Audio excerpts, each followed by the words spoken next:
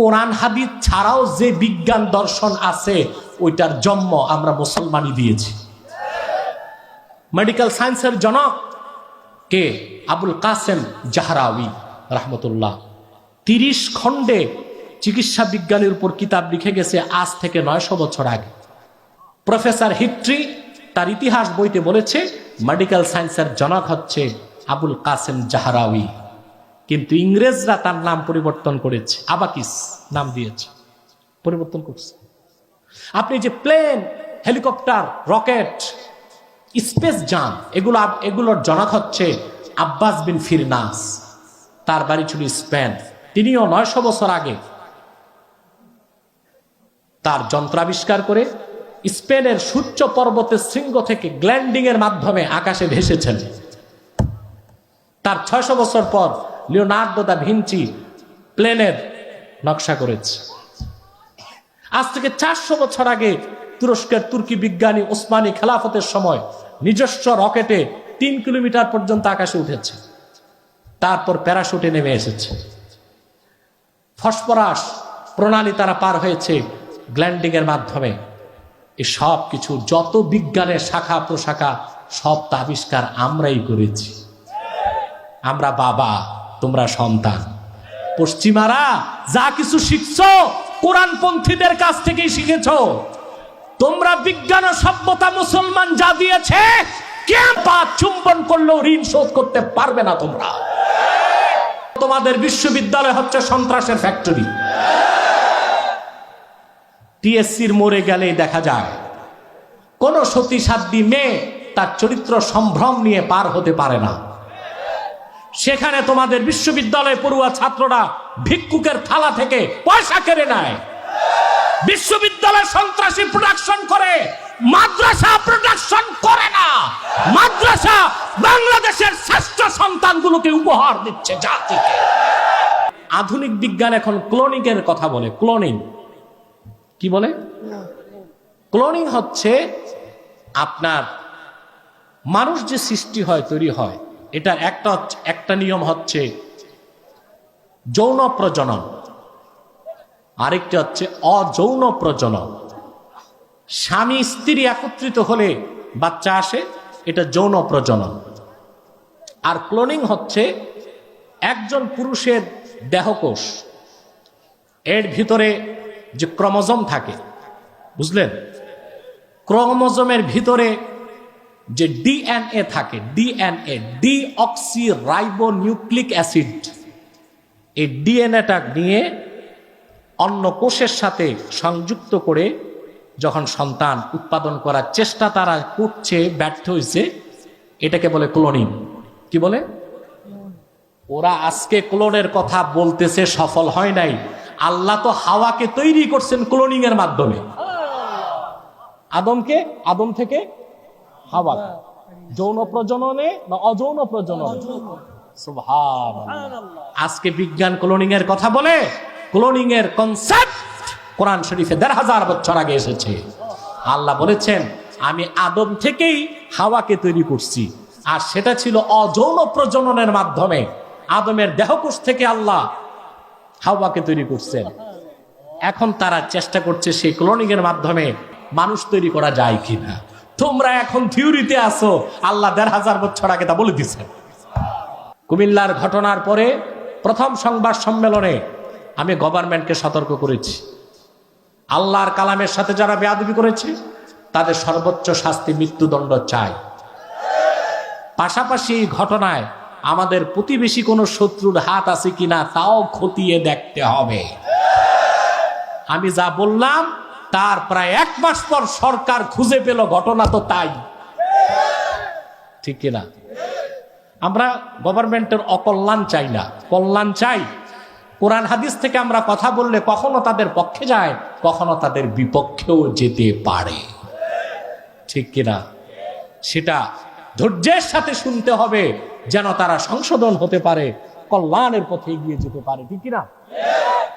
Doctor Syed Enayetullah Abbasi ও সিদ্দিকী পীর সাহেব জলপুরি। নারে তাকবীর, নারে তাকবীর, নারে রিসালাত, إن الحمد لله نحمده ونستعينه ونستغفره ونعوذ بالله من شرور أنفسنا ومن سيئات أعمالنا من يهده الله فلا مضل له ومن يضلله فلا هادي له ونشهد أن لا إله إلا الله وحده لا شريك له ونشهد أن سيدنا وحبيبنا ومولانا محمدا عبد الله ورسوله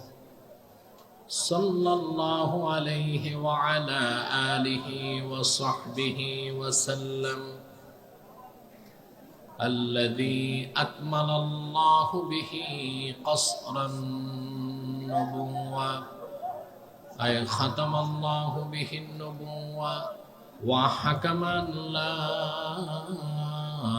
نبي بعده وأعلن في القرآن بالبرهان أن محمدا صلى الله عليه وسلم خاتم النبيين والمرسلين الذي أرسله بالحق بشيرا ونذيرا وداعيا إلى الله بإذنه وسراجا منيرا فقد قال الله تعالى في كلامه المجيد والفرقان الحميد أعوذ بالله من الشيطان الرجيم بسم الله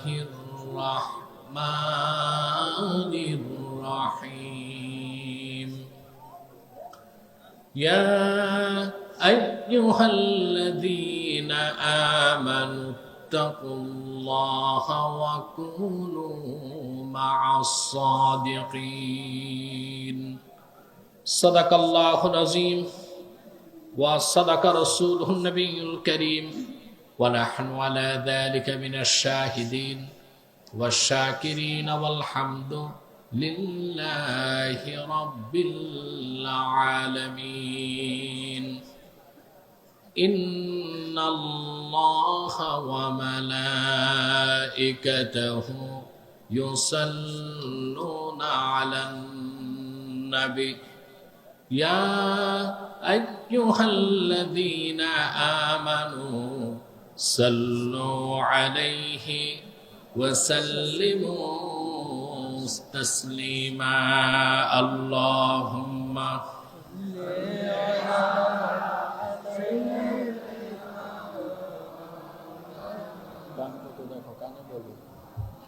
وعلى آله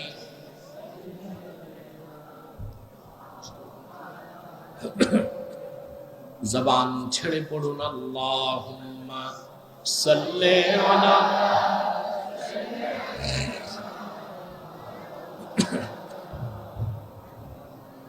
وعلى آله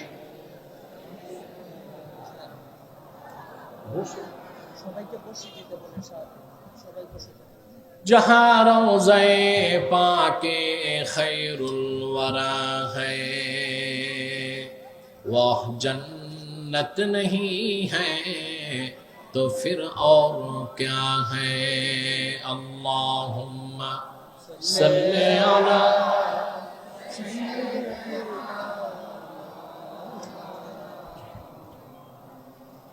وعلى آله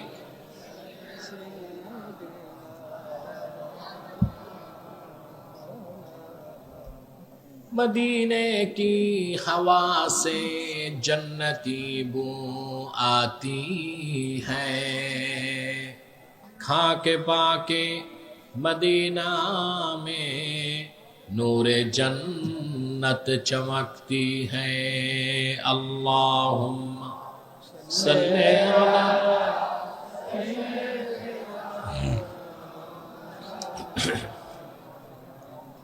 وعلى آل سيدنا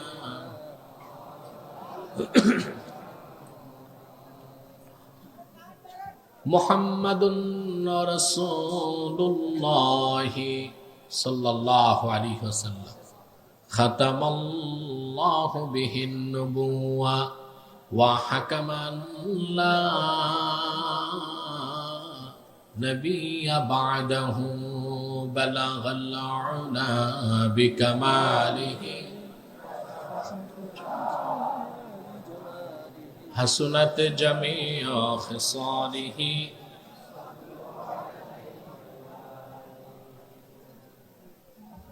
হাটির পার নূরে মদিনা নুরানি হাফিজিয়া মাদ্রাসার উদ্যোগে আয়োজিত আজকের এই ওয়াজ ও দোয়ার মাহফিলের সম্মানিত সভাপতি হাজারাত উলামায়ে কেরাম, তুলাবায়ে এজাম, বিভিন্ন প্রান্ত থেকে ছুটে আসা আমার দিন দরদি মুসলমান ভাই ও বন্ধুগণ, সকলকে অন্তরের অন্তঃস্থল থেকে জ্ঞাপন করছি মুবারক। সবটুকুন শুকরিয়া আল্লাহ সুবহানাহু ওয়া তাআলার জন্য, যিনি আজকের এই বরকতপূর্ণ মাহফিলে আমাদেরকে আসার বসার তৌফিক মেহেরবানি করে দান করেছেন।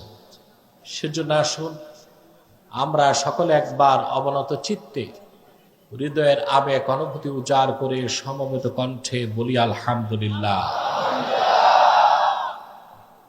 অগণিত অসংখ্য দরুদ ও সালাম আল্লাহর সৃষ্টির প্রধান আকর্ষণ, বিশ্ব সভার সভাপতি, সকল নবী রাসূলগণের মাথার তাজ, শামসুল হিদায়াত, বদরুদ্দুজা, সাইয়্যিদুস সাকানাইন, ইমামুল মুরসালিন, খাতামুন নবিয়্যিন ওয়াল মুরসালিন, আফতাবে নবুওয়াত, শাহনশাহে রিসালাত, সরকারে দো জাহাঁ, সুলতানুল মদিনা, নবিয়ুল আম্বিয়া, হুজুরে আকরম, নূরে মুজাসসাম, নূরুন আলা নূর, সাইয়্যিদিনা হাবিবিনা শফিঈনা মাওলানা মুহাম্মদ সাল্লাল্লাহু আলাইহি ওয়াসাল্লামার উপর আল্লাহ জাল্লা যিকরু, যাকে আজ থেকে ১,৫০০ বছর আগে প্রেরণ করেছেন, সর্বশ্রেষ্ঠ ও সর্বশেষ নবী ও রাসূল হিসেবে, যার পরে আজ পর্যন্ত পৃথিবীতে অবশ্যই কোনো প্রকার নবী কিংবা রাসূল অবশ্যই আসে নাই, অবশ্যই এখনো নাই, অবশ্যই কিয়ামত পর্যন্ত আসবে না। আপনার মাহফিল আরেকটু বড় মাঠে দেওয়া দরকার ছিল আপনাদের। আপনাদের তো বসতে কষ্ট হচ্ছে, মাঠে, ছাদে, রোডে, বাহিরে প্রচুর মানুষ দাঁড়িয়ে আছে যারা পর্যাপ্ত জায়গা পাচ্ছে না বসার জন্য। আপনার দীর্ঘক্ষণ বক্তব্য শুনেছেন, আমি রাতও গভীর হয়ে গেছে।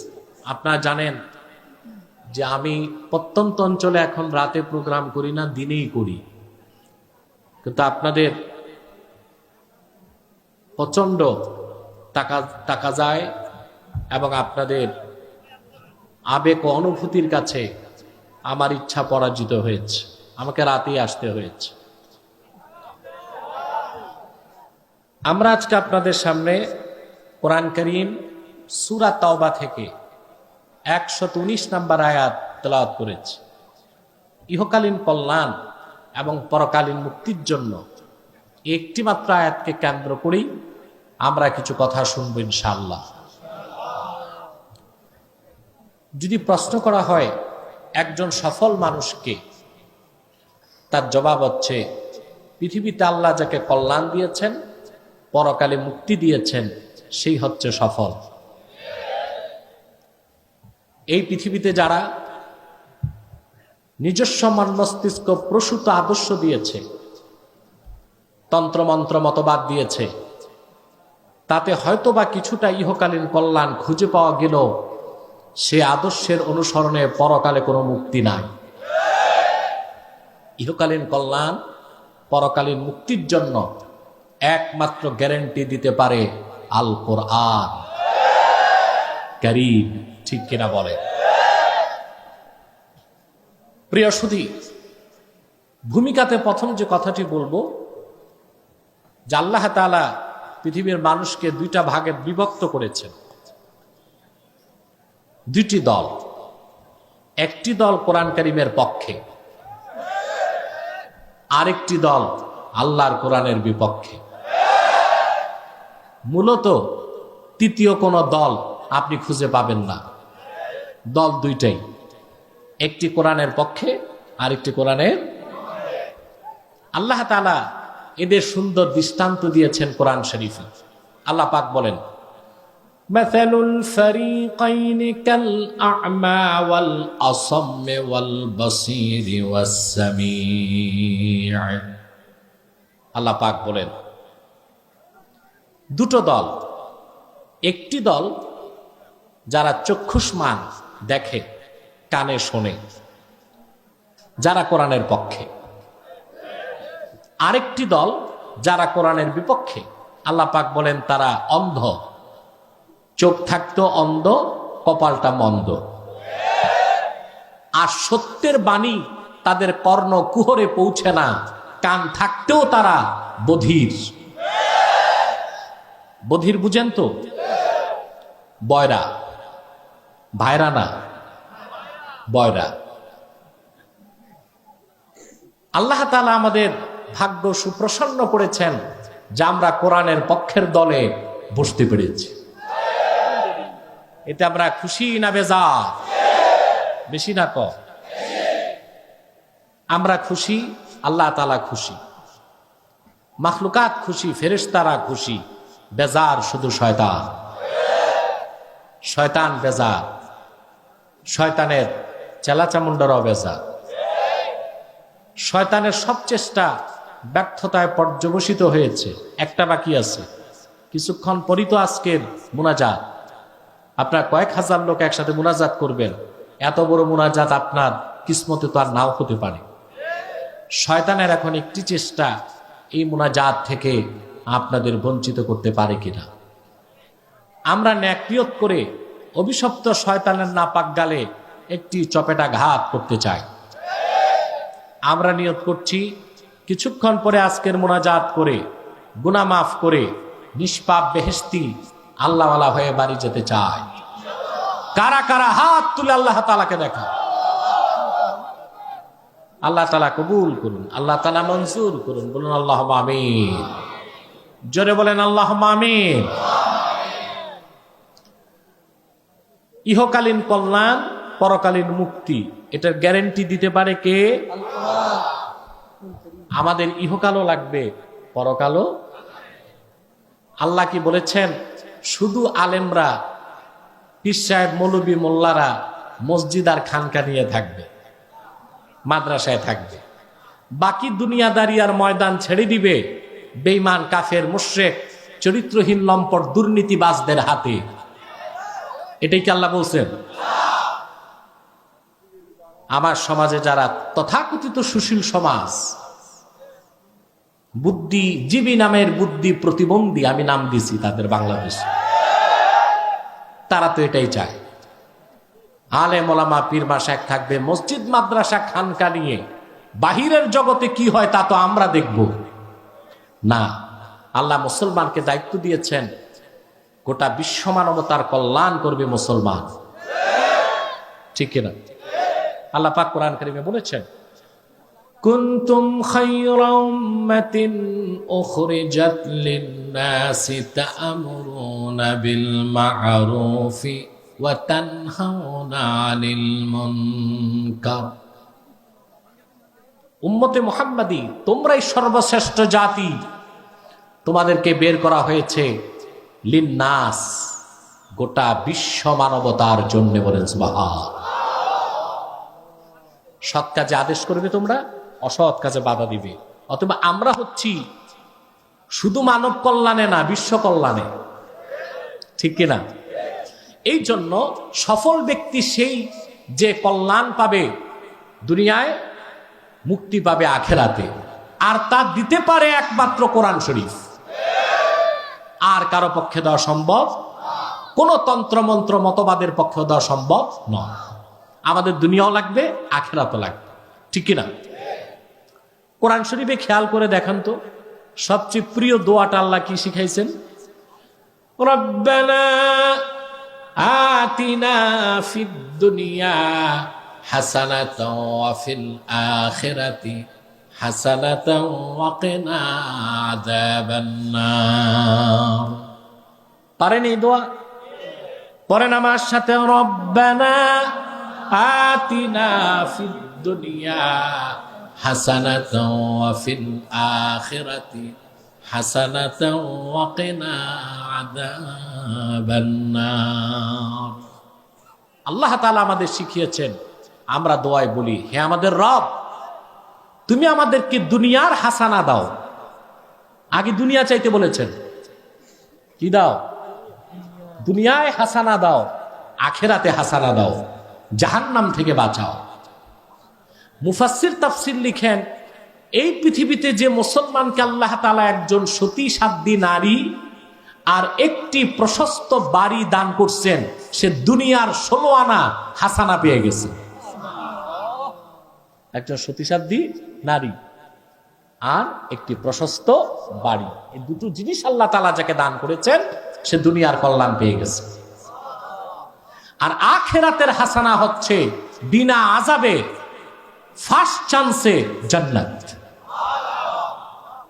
কিন্তু আল্লাহ দুটোই বলেছেন, শুধু আখিরাতের কথা বলেন নাই, দুনিয়া এবং। আনাস ইবনে মালিক রাদিয়াল্লাহু তাআলা আনহু, তিনি রাসূল করিম সাল্লাল্লাহু আলাইহি ওয়াসাল্লামের প্রিয় সাহাবীগণের একজন। রাসূল করিম সাল্লাল্লাহু আলাইহি ওয়াসাল্লাম যখন মক্কা মুকাররমা থেকে হিজরত করে মদিনাতুল মুনাওয়ারাতে এসেছিলেন, তখন ওনার বয়স ছিল মাত্র 10 বছর। তিনি বলেছেন, আমি রাসূলুল্লাহর খেদমতে এসেছি 10 বছর বয়সে। খাদিমতুন নবিয়্যা সাল্লাল্লাহু আলাইহি ওয়াসাল্লাম 10 সানাওয়াত, রাসূলুল্লাহর খাদিম ছিলাম 10 বছর। সুবহানাল্লাহ বলবেন না? আনাস বিন মালিক বলেন, 10 বছর বয়সের সময় আমার মা আমাকে রাসূলুল্লাহর নূরের কদমের সামনে রেখে দিলেন আর বললেন, ইয়া রাসূলুল্লাহ খুআইদিমুকা আনাস, আপনার সবচেয়ে ছোট খাদেম আনাস। খাদেমের তাসগীর হচ্ছে খুআইদিম। আমি আমার সন্তানটাকে আপনার কদমে ওয়াকফ করে দিলাম, আমার আর দরকার নাই, শুধুমাত্র আমার সন্তান আপনার খেদমত করে যাবে। হযরত আনাসের মা বললেন, ইয়া রাসূলুল্লাহ, ইয়া হাবিবাল্লাহ, আমি মা, আমার মনটা চায় আমার চোখের সামনে আমার সন্তানটারে আপনি একটু দোয়া করে দেন। হাদিস সাক্ষী, আল্লাহর হাবিব আনাস বিন মালিকের মাথায় হাত রেখে দোয়া করলেন, আল্লাহুম্মা বারিক ফি মালিহি ওয়া আওলাদিহি ওয়া আতিল উমরাহ ওয়াগফির যামবা। আল্লাহ, তুমি আনাসের মালে বরকত দিয়ে দাও, তার সন্তানে বরকত দাও, তার জীবনের সব গুনাহ মাফ করে দাও, আর তার হায়াতকে লম্বা করে দাও। আল্লাহর হাবিব সাল্লাল্লাহু আলাইহি সাল্লাম দোয়া করলেন কয়টি? দেখেন, আল্লাহ তুমি তার মালে বরকত দাও, তার আওলাদে বরকত দাও, তার হায়াত লম্বা করে দাও, তার জীবনের গুনাহ মাফ করে দাও। আপনি চিন্তা করে দেখেন, 4টা দোয়ার 3টেই তো দুনিয়ার জন্য, একটা আখিরাতের জন্য। তাহলে মুসলমানের দুনিয়া দরকার আছে না নাই? হতে হবে কোরআন সুন্নাহর নীতিতে, ঠিক কিনা বলে? তাহলে আমাদের ইহকালীন কল্যাণ এবং পরকালীন মুক্তি দুটোই আমরা চাই কিনা বলেন? সেই ইহকালীন কল্যাণ পরকালীন মুক্তির জন্য আল্লাহ পাক সূরা তাওবার 119 নম্বর আয়াতের মধ্যে একটি ফর্মুলা দিয়েছেন। আল্লাহ পাক বলেন, ইয়া আইয়ুহাল্লাযীনা আমানু তাকুল্লাহা ওয়া কুনু মা'আস সাদিকিন। দুটো কাজ দিয়েছেন। কয়টি কাজ? ঘুমাচ্ছেন? কে কে ঘুমান হাত উঠান।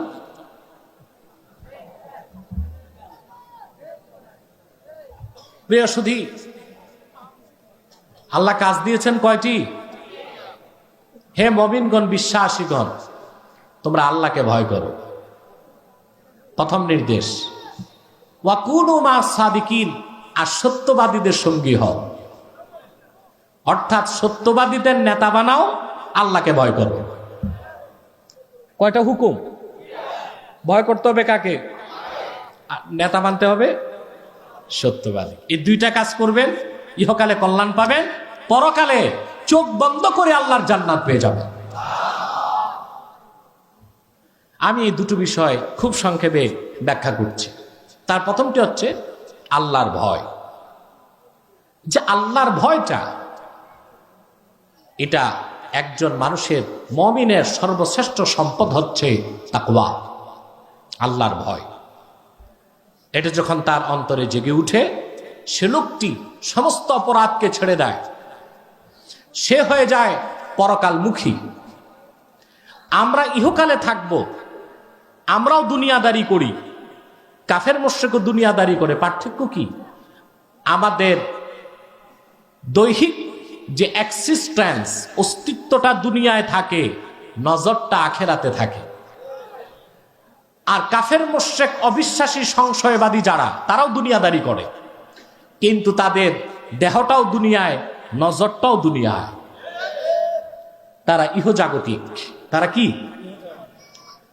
তাদের আরেক নাম হচ্ছে আপনার ম্যাটারালিস্ট, বস্তুবাদী, জড়বাদী, পরকাল অবিশ্বাসী।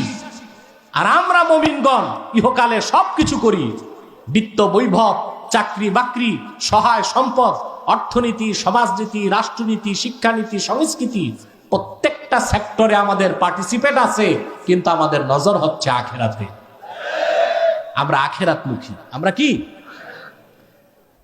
এই ইহকালীন কল্যাণ, পরকালীন মুক্তির জন্য সবচেয়ে বড় সম্পদ হচ্ছে মুমিনের তাকওয়া বা আল্লাহ তাআলার ভয়। বলেন সুবহানাল্লাহ। আমার ভাইয়েরা, আল্লাহ রাব্বুল আলামিন আপন মুমিন বান্দাকে কোরআন কারিমে বিভিন্ন বিশেষণে বিশেষিত করেছেন। কোথাও মুমিনকে বলেছেন মুসলিমিন, কোথাও বলেছেন মুমিনিন, কোথাও বলেছেন সালেহিন, কোথাও বলেছেন কানিতিন, কোথাও বলেছেন মুহসিনিন, কোথাও বলেছেন মুখলিসিন। কিন্তু ৬৬৬৬ খানা আয়াতের মধ্যে আল্লাহ পাক কোরআন কারীমের প্রথমে মুমিনকে প্রথম যে বিশেষণে বিশেষিত করেছেন তা হলো হুদাল্লিল মুত্তাকিন। মুমিনের প্রথম বিশেষণ আল্লাহ উল্লেখ করেছেন মুত্তাকি, অর্থাৎ মুমিনগণ সর্বাবস্থায় তাকওয়াকে হৃদয়ে ধারণ করে আর আল্লাহকে ভয় করে জীবন যাপন করে। ঠিক কিনা বলে? এটা হচ্ছে মুমিন, বিলিভার, বিশ্বাসী, আর আনবিলিভার, অবিশ্বাসীর মধ্যে মৌলিক পার্থক্য। সেও দুনিয়াতে চাকরি বাকরি ব্যবসা করবে, কিন্তু মুমিনের নজর হচ্ছে আখেরাতে। আর কাফেরের নজর কথা বলে না, দুনিয়াতে। আর মুমিনের নজর, তার প্রতিটি কাজকর্ম হয় পরকাল ভিত্তিক এবং পরকাল মুখী। বলেন সুবহানাল্লাহ। আপনি চাকরি করেন, ব্যবসা করেন, রাজনীতি করবেন, লেনদেন করবেন, ব্যবসা বাণিজ্য করবেন, কোনো সমস্যা নাই, শর্ত আছে। আল্লাহ রাব্বুল আলামিন বলেন, রিজালুন লা তুলহিহিম তিজারাতু ওয়ালা বাইউন আন যিকরিল্লাহি ওয়া ইকামিস সালাতি ওয়া ইতাইজ যাকাতি ইয়াখাফুনা ইয়াওমান তাতাকাল্লাবু ফীহিল কুলুবু ওয়াল আবসার। আল্লাহ রাব্বুল আলামিন বলেন, আমার হাবিব মুহাম্মদ সাল্লাল্লাহু আলাইহি সাল্লামের উম্মতগণের মধ্যে এমন কিছু মানুষও আছে, চাকরি বাকরি, ব্যবসা বাণিজ্য তাদেরকে এক মুহূর্তের জন্য আল্লাহর জিকির থেকে গাফিল করতে পারে না। বিশেষ করে তারা নামাজের সময় নামাজ আদায় করে, যাকাতের সময় যাকাত দিয়ে দেয়। আর দুনিয়াতে যাই করুক, তারা ব্যবসা বাণিজ্য, রাজনীতি, সমাজ, রাষ্ট্র, যেখানেই থাকুক, যে অবস্থায় থাকুক, সেই দিনটাকে সর্বক্ষণ তারা স্মরণ করে, যেই দিন আল্লাহর ভয়তে মানুষের অন্তর আর দৃষ্টি কাঁপতে থাকবে। সেদিনটার নাম কি? এই মেয়েলি কণ্ঠে না, পুরুষের কণ্ঠে জবাব চাই। সেদিনটার নাম কি? শর্ত পূরণ, আপনি দুনিয়াতে সম্পদ কামাই করতে পারবেন, সমস্যা নেই। যত সম্পদ কামাই করবেন, 1 কোটি টাকা কামাই করছেন, 2.5 লাখ জাকাত দিয়ে দেন, হিসাব শেষ। হিসাব, আপনি মন্ত্রী, আপনি এমপি, আপনি প্রেসিডেন্ট, সংসদ চলছে, জোহরের সময় আজান হয়েছে, সংসদ মুলতবি দিয়ে নামাজে দাঁড়ায় যান। এই রাজনীতি আপনাকে জাহান্নামে নিবে না। নিবে? টাকা কত কামাই করছে? রাসূল করিম সাল্লাল্লাহু আলাইহি ওয়াসাল্লামের সাহাবীগণের মধ্যে অনেক ধনী ছিলেন সাদ ইবনে আবি ওয়াক্কাস রাদিয়াল্লাহু তাআলা আনহু। আসমাউর রিজাল এসেছে, ওনার যে বিল্ডিং ছিল কাসরুম মিনাল ইয়াকুত, সারাটা বিল্ডিং ইয়াকুত পাথর দিয়ে তৈরি ছিল। সুবহানাল্লাহ। ইয়াকুত পাথর দেখছেন জীবনে? ইয়াকুত পাথর। হযরত সাদ বিন আবি ওয়াক্কাস রাদিয়াল্লাহু তাআলা আনহু গোটা বিল্ডিংটাই ছিল ইয়াকুত পাথরের। ১৫০০ বছর পরে তার মূল্য যদি নির্ধারণ করা হয়, কয়েক মিলিয়ন নয়, বিলিয়ন ডলার টাকার দাম হবে। কিন্তু ওনারা শর্ত পূরণ করতেন। লেনদেন, ব্যবসা বাণিজ্য, উঠা বসা, চলা বলা, কথাবার্তা, ওনাদের রাজনীতি, সংস্কৃতি, অর্থ ব্যবস্থা, ব্যবসা সব হতো কোরআন মোতাবেক, সুন্নাহ মোতাবেক। নামাজের সময় নামাজ, যাকাতের সময় যাকাত, আর সমস্ত কর্মকাণ্ড হতো আখিরাতমুখী। কি হতো?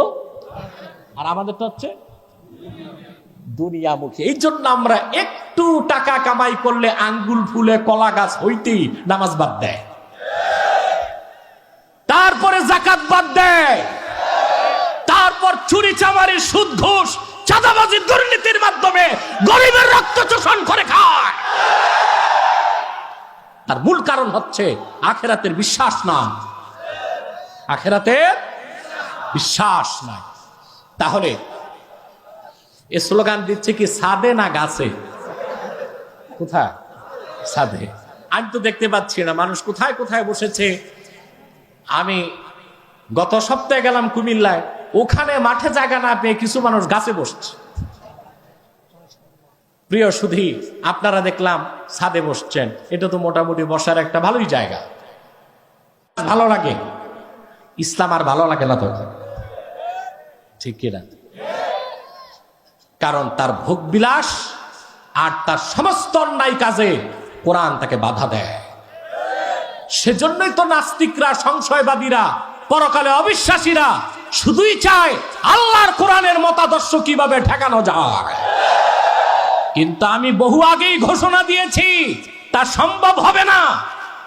14 কোটি মুসলমানের বাংলাদেশ, এদেশের মুসলমান আল্লাহর কোরআন নিয়ে বেঁচে আছে, কোরআন নিয়ে বেঁচে থাকতে চায়, আল্লাহর কোরআন বুকে ধারণ করে আল্লাহর সামনে দাঁড়াতে চায়।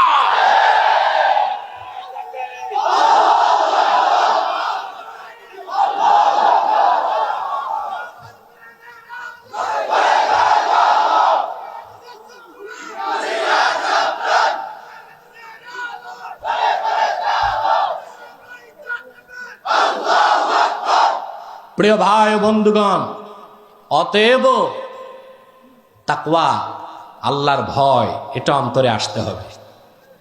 এই তাকওয়া যার ভিতরে আসে তাকে বলা হয় মুত্তাকি। কি বলা হয়? এটা ছাড়া পরকালে নাজাতের বা মুক্তির কোনো ব্যবস্থা, জোরে বলেন, ব্যবস্থা হতে পারে? আল্লাহ রাব্বুল আলামিন সূরা আনআমের 32 নম্বর আয়াতে সে কথাটা মনে করিয়ে দিয়েছেন মানব জাতিকে। ওয়ামাল হায়াতুদ দুনিয়া ইল্লা লাইবুন ওয়া লাহউন ওয়ালাদ-দারুল আখিরাতু খায়রুল লিল্লাযীনা ইয়াত্তাকুন আফালা তা'কিলুন। ও পৃথিবীর মানুষ, এই দুনিয়াটা খেলতামশা। এটা কি? আসলে তো খেলতামশা, একেবারেই খেলতামাশা। খেলতামাশা, মরিচিকা ছাড়া কিচ্ছু নয়। তবে মনে রেখো, যারা আল্লাহকে ভয় পায় তাদের জন্য রয়েছে আখিরাত, উত্তম অবস্থান, উত্তম পুরস্কার। বলেন সুবহান। যার ঈমান নাই, যার তাকওয়া নাই, যার পরকালের ভৌত বিশ্বাস নাই, পৃথিবীতে তার জীবন যাপন, তার চলাফেরা, তার উঠা বসা, তার সুখ শান্তি, এগুলোর কোনো মূল্য নাই। তার জীবনটা অনেকটা চতুষ্পদ জানোয়ারের মতো। আল্লাহ রাব্বুল আলামিন বলেন, ওয়ালাকাদ যারানা লিজাহান্নামা কাসীরাম মিনাল জিন্নি ওয়াল ইনসি লাহুম কুলুবুন লা ইয়াফকাহুনা বিহা ওয়া লাহুম আ'য়ুনুন লা ইউবসিরুনা বিহা ওয়া লাহুম আযানুন লা ইয়াসমাউনা বিহা উলাইকা কাল আনআমি বাল হুম আদাল ওয়া উলাইকা হুমুল গাফিলুন। আল্লাহ রাব্বুল আলামিন বলেন, আমি অধিক সংখ্যক জিন আর মানুষকে তৈরি করেছি জাহান্নামের ইন্ধন হিসেবে। তারা কি রকম মানুষ এবং জিন, তাদের অন্তর আছে, সেই অন্তরে তারা মহাসত্যকে অনুধাবন করে না। তাদের কান আছে, সেই কানে তারা সত্যের বাণী শোনে না। তাদের চোখ আছে, সেই চোখে তারা সত্য পথ খুঁজে পায় না। আল্লাহ পাক বলেন, তারা হচ্ছে চতুষ্পদ জানোয়ার সদৃশ বা তার চেয়েও খারাপ। তারা হচ্ছে অমনোযোগী, গাফেল। ঠিক কিনা বলেন? পরকালে অবিশ্বাসী, আল্লাহর ভয় যার অন্তরে নাই, তাকওয়া নাই, তার দুনিয়াদারি। আর চতুষ্পদ জানোয়ার, শূকর, কুকুরের দুনিয়াতে থাকার মধ্যে খুব একটা পার্থক্য না, পার্থক্য না। এই দুনিয়াটা খেলতামাশা, কিন্তু খেলতামাশার দুনিয়ায় যে ব্যক্তি আল্লাহকে ভয় করে তাকওয়া ভিত্তিক জীবন গঠন করবে, আখেরাতে সে রাজত্বের বিরাট রাজত্ব আল্লাহ তার হাতে তুলে দিবেন, পরম সুখ শান্তি ও নাজাতের ব্যবস্থা করে দিবেন। বলেন সুবহান। তা আল্লাহর প্রথম নির্দেশ কি? ভয় করবেন কাকে? জেনে বলেন, কাকে করবেন আল্লাহকে ভয়? আমার ভাইয়েরা, ঈমান আনার পরে কোন মুমিন মুসলমান যত বেশি আল্লাহকে ভয় করবে, সে তত বড় আমার আল্লাহর ওলি হয়ে যাবে। তাকওয়া ছাড়া, পরহেজগারিতা ছাড়া আল্লাহর নৈকট্য পাবার দ্বিতীয় কোনো ব্যবস্থা, জোরে বলেন ব্যবস্থা। আপনারা ওলি হতে চান? কথা বলে না। আমার দৃষ্টিতে আল্লাহর ওলি হওয়া সবচেয়ে সহজ। এর চেয়ে সহজ কোনো কাজ নাই। আর দুনিয়াতে যত কাজ আছে, মেম্বার হওয়া, চেয়ারম্যান হওয়া, উপজেলা চেয়ারম্যান, উপজেলা চেয়ারম্যান, তারপর যত উপরে, এগুলো সব ঝামেলার কাজ। এই যে ইউপি নির্বাচন হচ্ছে বাংলাদেশে, প্রতিদিন আমরা খুন খারাপির সংবাদ পাচ্ছি। ইউপি নির্বাচন, এটা কোনো নির্বাচনই না, খুব ছোটখাটো একটা পদ। এখানে মানুষ AK-47 নিয়ে দাঁড়াবার প্রস্তুতি নিচ্ছে। এই যদি হয় ইউপি নির্বাচনে AK-47 নিয়ে দাঁড়াতে হয়, তো সামনে সংসদ নির্বাচনে ট্যাঙ্ক আর কামানগুলো আমাদের আগেই ব্যবস্থা করতে হবে। এটা কেমন জনসেবক? মানুষ হত্যা করে জনসেবা, এটা কি জনসেবা হলো? এটা হলো পেট সেবা। এটা কি সেবা? প্রিয় ভাই বন্ধুগণ, আমার কথায় কষ্ট পাবেন না। আমি যা সত্য তাই বলে যাচ্ছি। গ্রহণ করা না করা ওটা আপনার বিষয়, ওটা আমার দায়িত্ব না। আমি দারোগা না যে আপনারে ঘাড় চেপে আমার কথা শুনতে বাধ্য করব। কথা বুঝতেছেন? ইউটিউব ব্যবসায়ীরা, তোমরা চুপচাপ বসো আর আধাটা ঘন্টা সময় দাও আমাকে। চুপচাপ বসে যাও। প্রিয় ভাই বন্ধুগণ, সবচেয়ে সহজ কি বললেন না? আমরা বলি বাংলাদেশ ওলি আল্লাহর বাংলাদেশ, ঠিক কিনা? বাংলাদেশ ওলি আল্লাহর বাংলাদেশ, এটা আমরা বলি। আর বিদেশিরা আমাদের দেশ ঘুরে গেলে বলে নিয়ম কানুন ছাড়া দেশ, তাহার নাম বাংলাদেশ। এদেশে মানুষ নিয়ম মানে না, গভর্নমেন্ট আইন করে, নিয়ম করে, আইনকে দেশের মানুষ লঙ্ঘন করে, ঠিক কিনা? প্রকাশ্যে সিগারেট পান করা নিষেধ, দণ্ডনীয় অপরাধ। আপনি দেখবেন ঢাকাতে এই আইন প্রয়োগকারী সংস্থা পুলিশই 2 হাতে ভ্যানসন 2টা নিয়ে টানতেছে, ঠিক কিনা? কোথাও আমরা আইন কানুন, এই জন্য বিদেশিরা বলে নিয়ম কানুন ছাড়া দেশ, তাহার নাম বাংলাদেশ। এই মানসিকতা আমাদের পরিবর্তন করতে হবে, ঠিক কিনা? সত্যিকার উন্নয়নের জন্য এই মানসিকতার পরিবর্তন করে সুশৃঙ্খল জীবন যাপনের অভ্যাস আমাদের গড়ে তুলতে হবে। ওইটাও করতে হলে আল্লাহর কোরআনের কাছে ফিরে আসতে হবে, ঠিক কিনা? ইসলামের চেয়ে বেশি শৃঙ্খলা কেউ শিখায় নাই। দেখেন না প্রতিদিন 5 ওয়াক্ত নামাজে কত শৃঙ্খলা, ঠিক কিনা?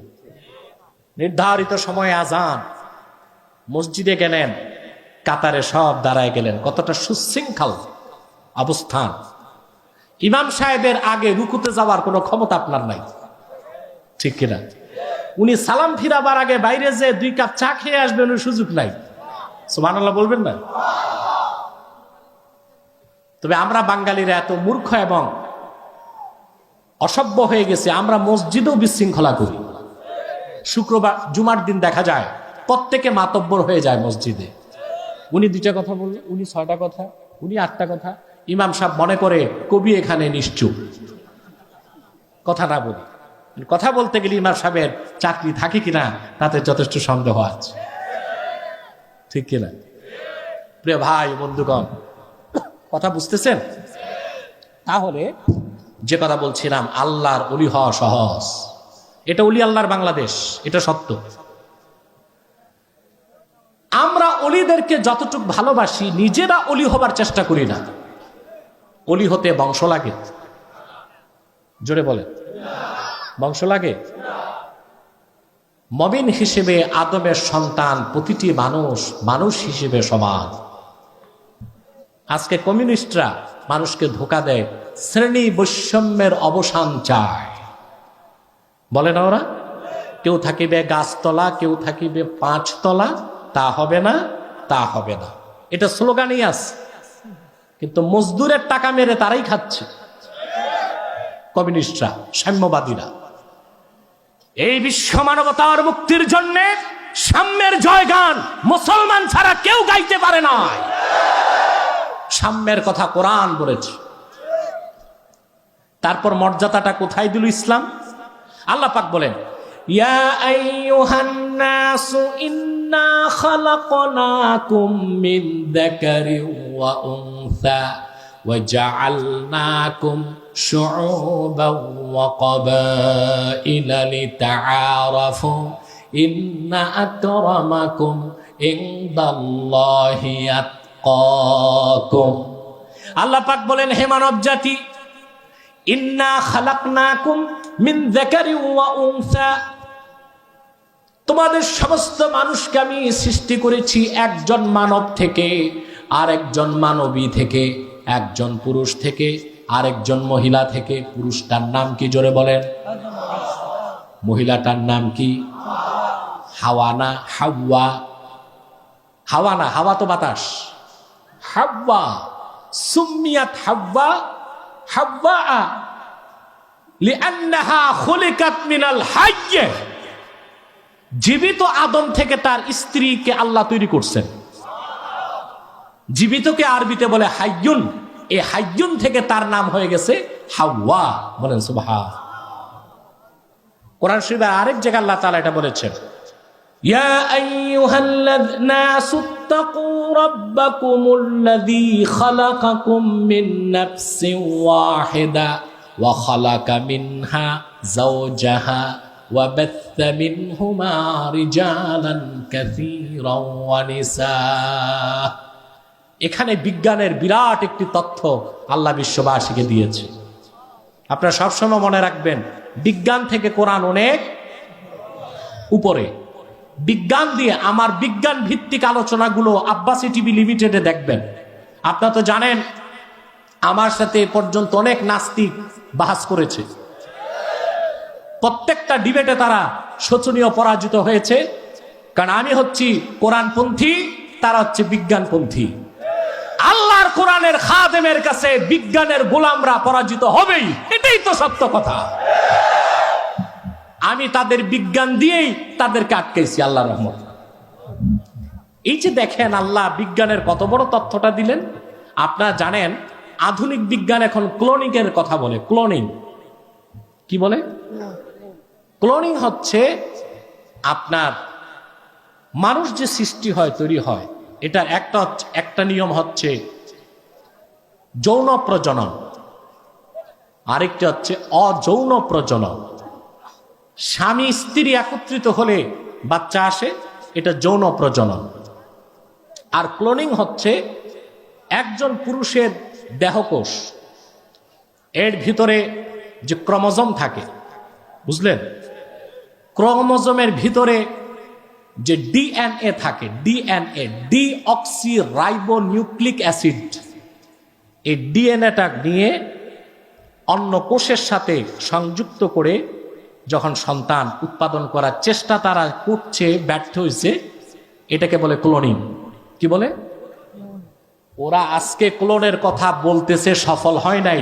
আল্লাহ তো হাওয়াকে তৈরি করছেন ক্লোনিং এর মাধ্যমে। আদম থেকে হাওয়া, যৌন প্রজননে না অযৌন প্রজনন? সুবহানাল্লাহ। আজকে বিজ্ঞান ক্লোনিং এর কথা বলে। ক্লোনিং এর কনসেপ্ট কোরআন শরীফে ১৫০০ বছর আগে এসেছে। আল্লাহ বলেছেন আমি আদম থেকেই হাওয়াকে তৈরি করছি, আর সেটা ছিল অযৌন প্রজননের মাধ্যমে। আদমের দেহকোষ থেকে আল্লাহ হাওয়াকে তৈরি করছেন।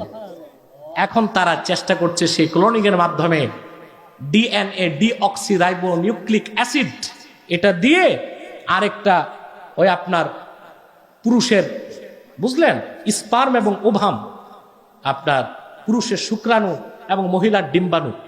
তো পুরুষের শুক্রাণু থেকে দেহকোষ, দেহকোষ থেকে ক্রোমোজোম, ক্রোমোজোম থেকে ডিএনএ নিয়ে আরেকটা মহিলার আপনার ওভাম ডিম্বাণুর কোষ নিয়ে তারপর সেখানে নিষিক্তকরণের মাধ্যমে মানুষ তৈরি করা যায় কিনা। তোমরা এখন থিওরিতে আসো, আল্লাহ ১৫০০ বছর আগে তা বলে দিছে, ঠিক কিনা? তাহলে সব মানুষকে আল্লাহ মমিনকে মর্যাদা দিয়েছেন, সব মানুষকে আল্লাহ মমিনকে মমিন হিসেবে সমান মর্যাদা দিয়েছেন। এই মমিনের মধ্যে মর্যাদা পাবে সেই আল্লাহকে যে ভয় করবে বেশি, বলেন সুবহান। সেটা তাকওয়া। সেটা কি? জোরে বলেন, সেটা কি? তাকওয়া। আমার ভাইয়েরা, ওলি হবার জন্য বংশ লাগে না? লাগে? আল্লাহ পাক সূরা ইউনূসে বলেন আলা ইন্না আউলিয়া আল্লাহি লা খাউফুন আলাইহিম ওয়া লা হুম ইয়াহজানুন। সাবধান জেনে রেখো, নিশ্চয় যারা আল্লাহর ওলি তাদের কোনো ভয় নাই, তাদের কোনো চিন্তা নাই। তারা কারা? আল্লাহ বলেন আল্লাযীনা আমানু ওয়া কানু ইয়াত্তাকুন।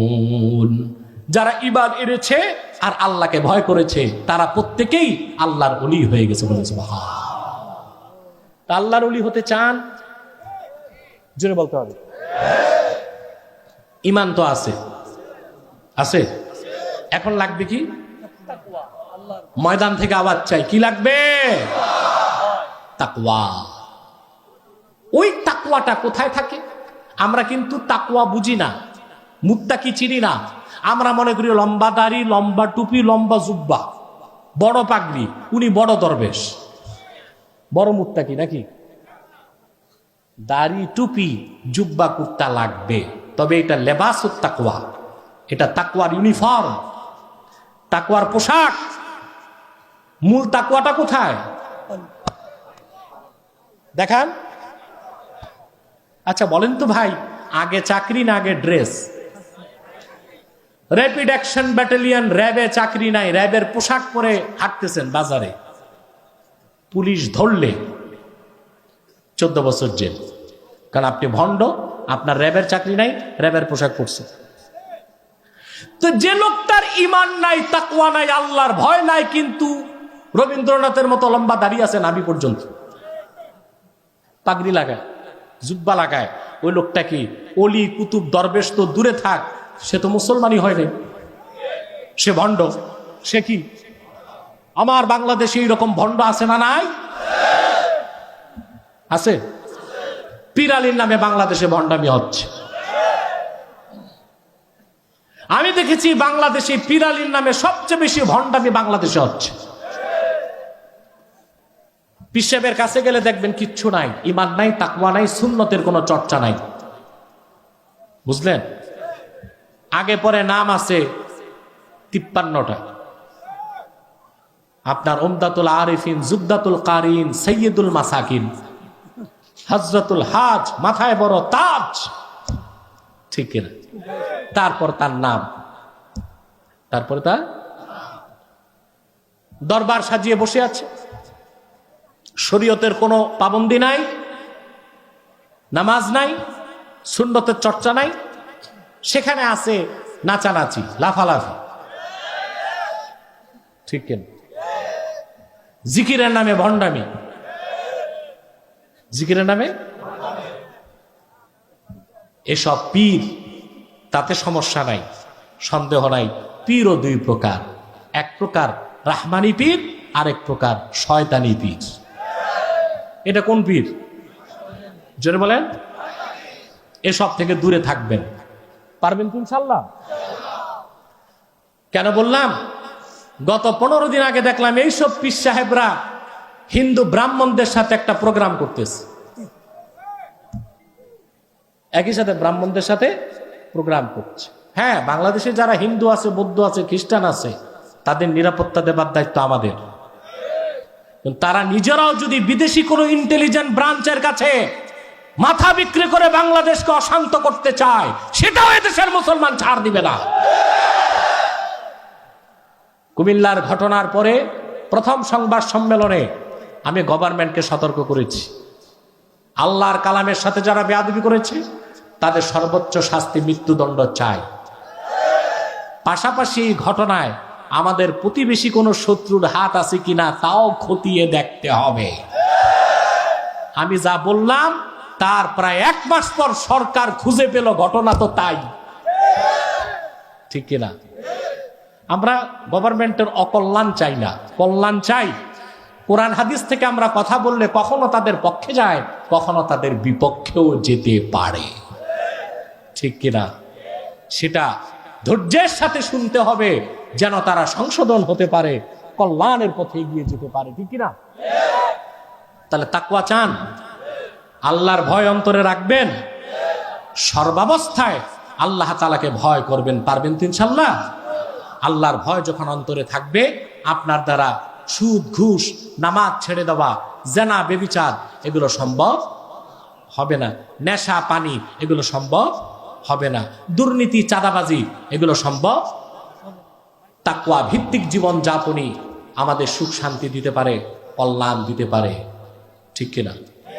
সে তাকওয়ার অনুসরণ করতে হবে, ব্যক্তি জীবনে অনুসরণ করতে হবে, সমাজ জীবনে অনুসরণ করতে হবে, রাষ্ট্রীয় জীবনে, ঠিক কিনা?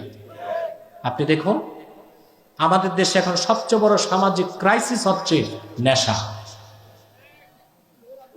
যুবকরা ধ্বংস হয়ে যাচ্ছে, ড্রাগ অ্যাডিক্টেড হচ্ছে কিনা? যে ঘরে একজন সন্তান নেশায় আক্রান্ত, ওই পরিবারটিকে ধ্বংস করতে দ্বিতীয় আর বোমার প্রয়োজন নাই। ওই ফ্যামিলিটা ডেস্ট্রয় হয়ে যাবে, ধ্বংস হয়ে যাবে, ঠিক কিনা? স্কুল কলেজের ছাত্ররা আজকে বেশি নেশায় আসক্ত হচ্ছে। আলহামদুলিল্লাহ, আমার জানা মতে মাদ্রাসার কোন ছাত্র নেশা করেছে আমি শুনি নাই। নেশাখোর মাদ্রাসার ছাত্র আমি শুনি নাই। যদি আপনাদের কাছে তথ্য থাকে, সেই বিরল তথ্য আমাকে জানাবেন। মাদ্রাসার ছাত্র নেশা, সন্ত্রাস, প্রশাসন হিমশিম খাচ্ছে, কিশোর গ্যাং কন্ট্রোল করতে পারে না। ঢাকাতে কিশোর গ্যাং বেড়ে গেছে, এদের বয়স হচ্ছে 12 থেকে 18। 12 থেকে মাদ্রাসার 10টা ছাত্র কিশোর গ্যাঙ্গে পাওয়া গেল না কেন? অথচ আমার দেশে এক বিচারপতি সাবেক, ওটা এক্সপায়ার ডেট গেছে, সে বলেছে মাদ্রাসা হচ্ছে সন্ত্রাসের আতুর ঘর। মাদ্রাসা সন্ত্রাসের আতুর ঘর নয়। তার পাল্টা জবাবে বলবো, তোমাদের বিশ্ববিদ্যালয় হচ্ছে সন্ত্রাসের ফ্যাক্টরি। টিএসসির মোড়ে গেলেই দেখা যায় কোন সতীসাধ্যী মেয়ে তার চরিত্র সম্ভ্রম নিয়ে পার হতে পারে না। সেখানে তোমাদের বিশ্ববিদ্যালয়ে পড়ুয়া ছাত্ররা ভিক্ষুকের থালা থেকে পয়সা কেড়ে নেয়। বিশ্ববিদ্যালয় সন্ত্রাসী প্রোডাকশন করে, মাদ্রাসা প্রোডাকশন করে না। মাদ্রাসা বাংলাদেশের শ্রেষ্ঠ সন্তানগুলোকে উপহার দিচ্ছে জাতিকে।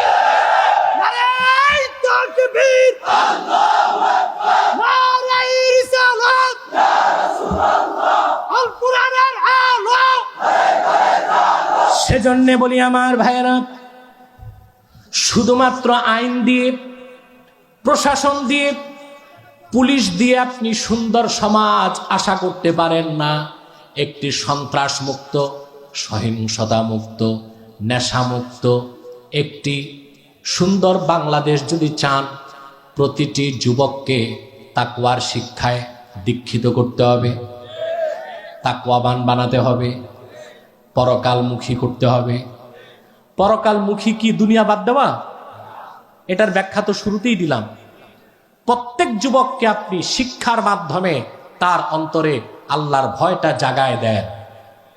সে তখন কিশোর গ্যাঙ্গে যোগ দিবে না, নেশা পানি ধরবে না, সন্ত্রাস করবে না। বিসিএস ক্যাডার, কমিশন হোক নন কমিশন হোক, চাকরি পাইয়া ফাইল ঠেকায়া ঘুষ খাবে না। কাকে ভয় করবে? জোরে বলেন কাকে? আল্লাহর ভয়টাই মানুষকে চরিত্রবান বানায়, আলোকিত জীবন উপহার দেয়। আল্লাহর ভয়টাই মানুষকে পরকাল মুখী করে। আল্লাহর ভয়টাই মানুষকে ইহকালীন কল্যাণ দেয়, পরকালে মুক্তি দিতে পারে। এটা বিশ্বাস আছে আপনাদের? আল্লাহর কোরআনে আল্লাহ বলেছেন, এর চেয়ে মহাসত্য কোনো কথা নাই। অতএব তাকওয়া ভিত্তিক জীবন যাপন আমাদেরকে করতে হবে। শুধু ওয়াজের মাধ্যমে, ওয়াজ নসিহত করে মানুষকে ভালো করবেন এই আশা করা যায় না। লক্ষ লক্ষ যুবক ডেসপারেট হয়ে যাচ্ছে নাস্তিকদের খপ্পরে পড়ে, নেশা পানি ধরে। এই যুবকগুলো জীবন থেকে, তাদের স্বাভাবিক জীবন থেকে বিচ্যুত হয়ে ডেসপারেট হয়ে যাচ্ছে, ধ্বংস হয়ে যাচ্ছে। তাদেরকে যদি সৎ পথে আনতে হয়, দুর্নীতিমুক্ত সমাজ কায়েম করতে হয়, স্বচ্ছ পরিচ্ছন্ন পরিবেশ তৈরি করতে হয়, তাহলে প্রাইমারি থেকে বিশ্ববিদ্যালয় পর্যন্ত প্রতিটা স্তরে কোরআন কারীমের শিক্ষাকে বাধ্যতামূলক করতে হবে। শুধু মাদ্রাসায় কেন, পৃথিবীর কোথাও এত মুখী শিক্ষা নেই বাংলাদেশে যত মুখী। এখানে কওমি আছে, আলিয়া আছে, বিশ্ববিদ্যালয় আছে, কারিগরি আছে, আছে না? 4 রকম শিক্ষা চলতেছে না। শিক্ষা হবে একমুখী, যে শিক্ষার মূল হবে কোরআন এবং সুন্নাহ। সাথে থাকবে বিজ্ঞান, দর্শন, ইতিহাস, geography, physics, chemist, zoology, cosmology, botany, theology সব থাকবে। কোরআন সুন্নাহ বেসিক শিক্ষা যদি হয়, তাহলে আমার দেশ কি পাবে? পাবে বড় একজন ডাক্তার, দিনে করে ডাক্তারি, রাতে তাহাজ্জুদ নামাজ পড়ে। এমন আমলা কামলা কর্মকর্তা পাবে যিনি ফাইলে কলমে ঘুষ খাওয়ার আগে আল্লাহর ভয়তে তার শরীরে কম্পন সৃষ্টি হয়ে যাবে। আমরা কি দিতে পারছি তার জাতিকে? জোরে বলেন, দিতে পেরেছি? কি দিতে পেরেছি? আমার একটা বক্তব্যকে ধার করে বাংলাদেশের এক সিনিয়র সাংবাদিক প্রধানমন্ত্রীকে প্রশ্ন করছে। আমি প্রশ্ন করেছিলাম এদেশের বুদ্ধিজীবীদেরকে, 1921 সালে ঢাকা বিশ্ববিদ্যালয় প্রতিষ্ঠিত হয়েছে, আর এখন 2021 সাল। 100 বছরে ঢাকা বিশ্ববিদ্যালয় বাংলাদেশকে আন্তর্জাতিক মানের একজন দার্শনিক, একজন প্রফেসর, একজন রাষ্ট্রবিজ্ঞানী, একজন সমাজবিজ্ঞানী উপহার দিতে পারে না। কেন পারে না?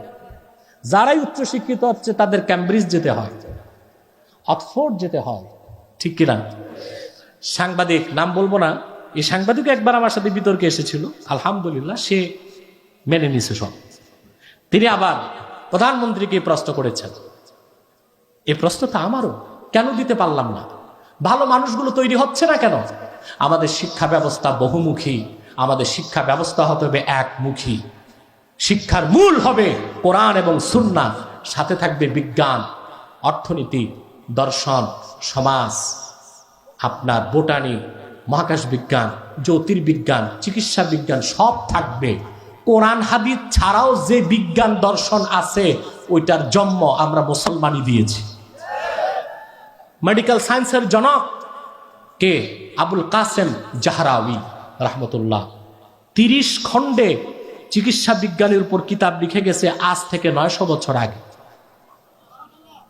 প্রফেসর হিট্রি তার ইতিহাস বইতে বলেছে মেডিকেল সায়েন্সের জনক হচ্ছে আবুল কাসেম জাহরাউই, কিন্তু ইংরেজরা তার নাম পরিবর্তন করেছে, আবাকিস নাম দিয়েছে, পরিবর্তন করছে।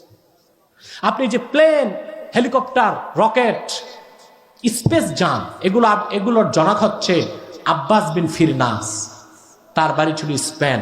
তিনিও 900 বছর আগে তার যন্ত্র আবিষ্কার করে স্পেনের সূর্য পর্বতের শৃঙ্গ থেকে গ্ল্যান্ডিং এর মাধ্যমে আকাশে ভেসেছেন। তার 600 বছর পর লিওনার্দো দা ভিঞ্চি প্লেনের নকশা করেছে। আজ থেকে 400 বছর আগে তুরস্কের তুর্কি বিজ্ঞানী ওসমানী খেলাফতের সময় নিজস্ব রকেটে 3 কিলোমিটার পর্যন্ত আকাশে উঠেছে, তারপর প্যারাশুটে নেমে এসেছে। ফসফরাস প্রণালী তারা পার হয়েছে গ্ল্যান্ডিং এর মাধ্যমে।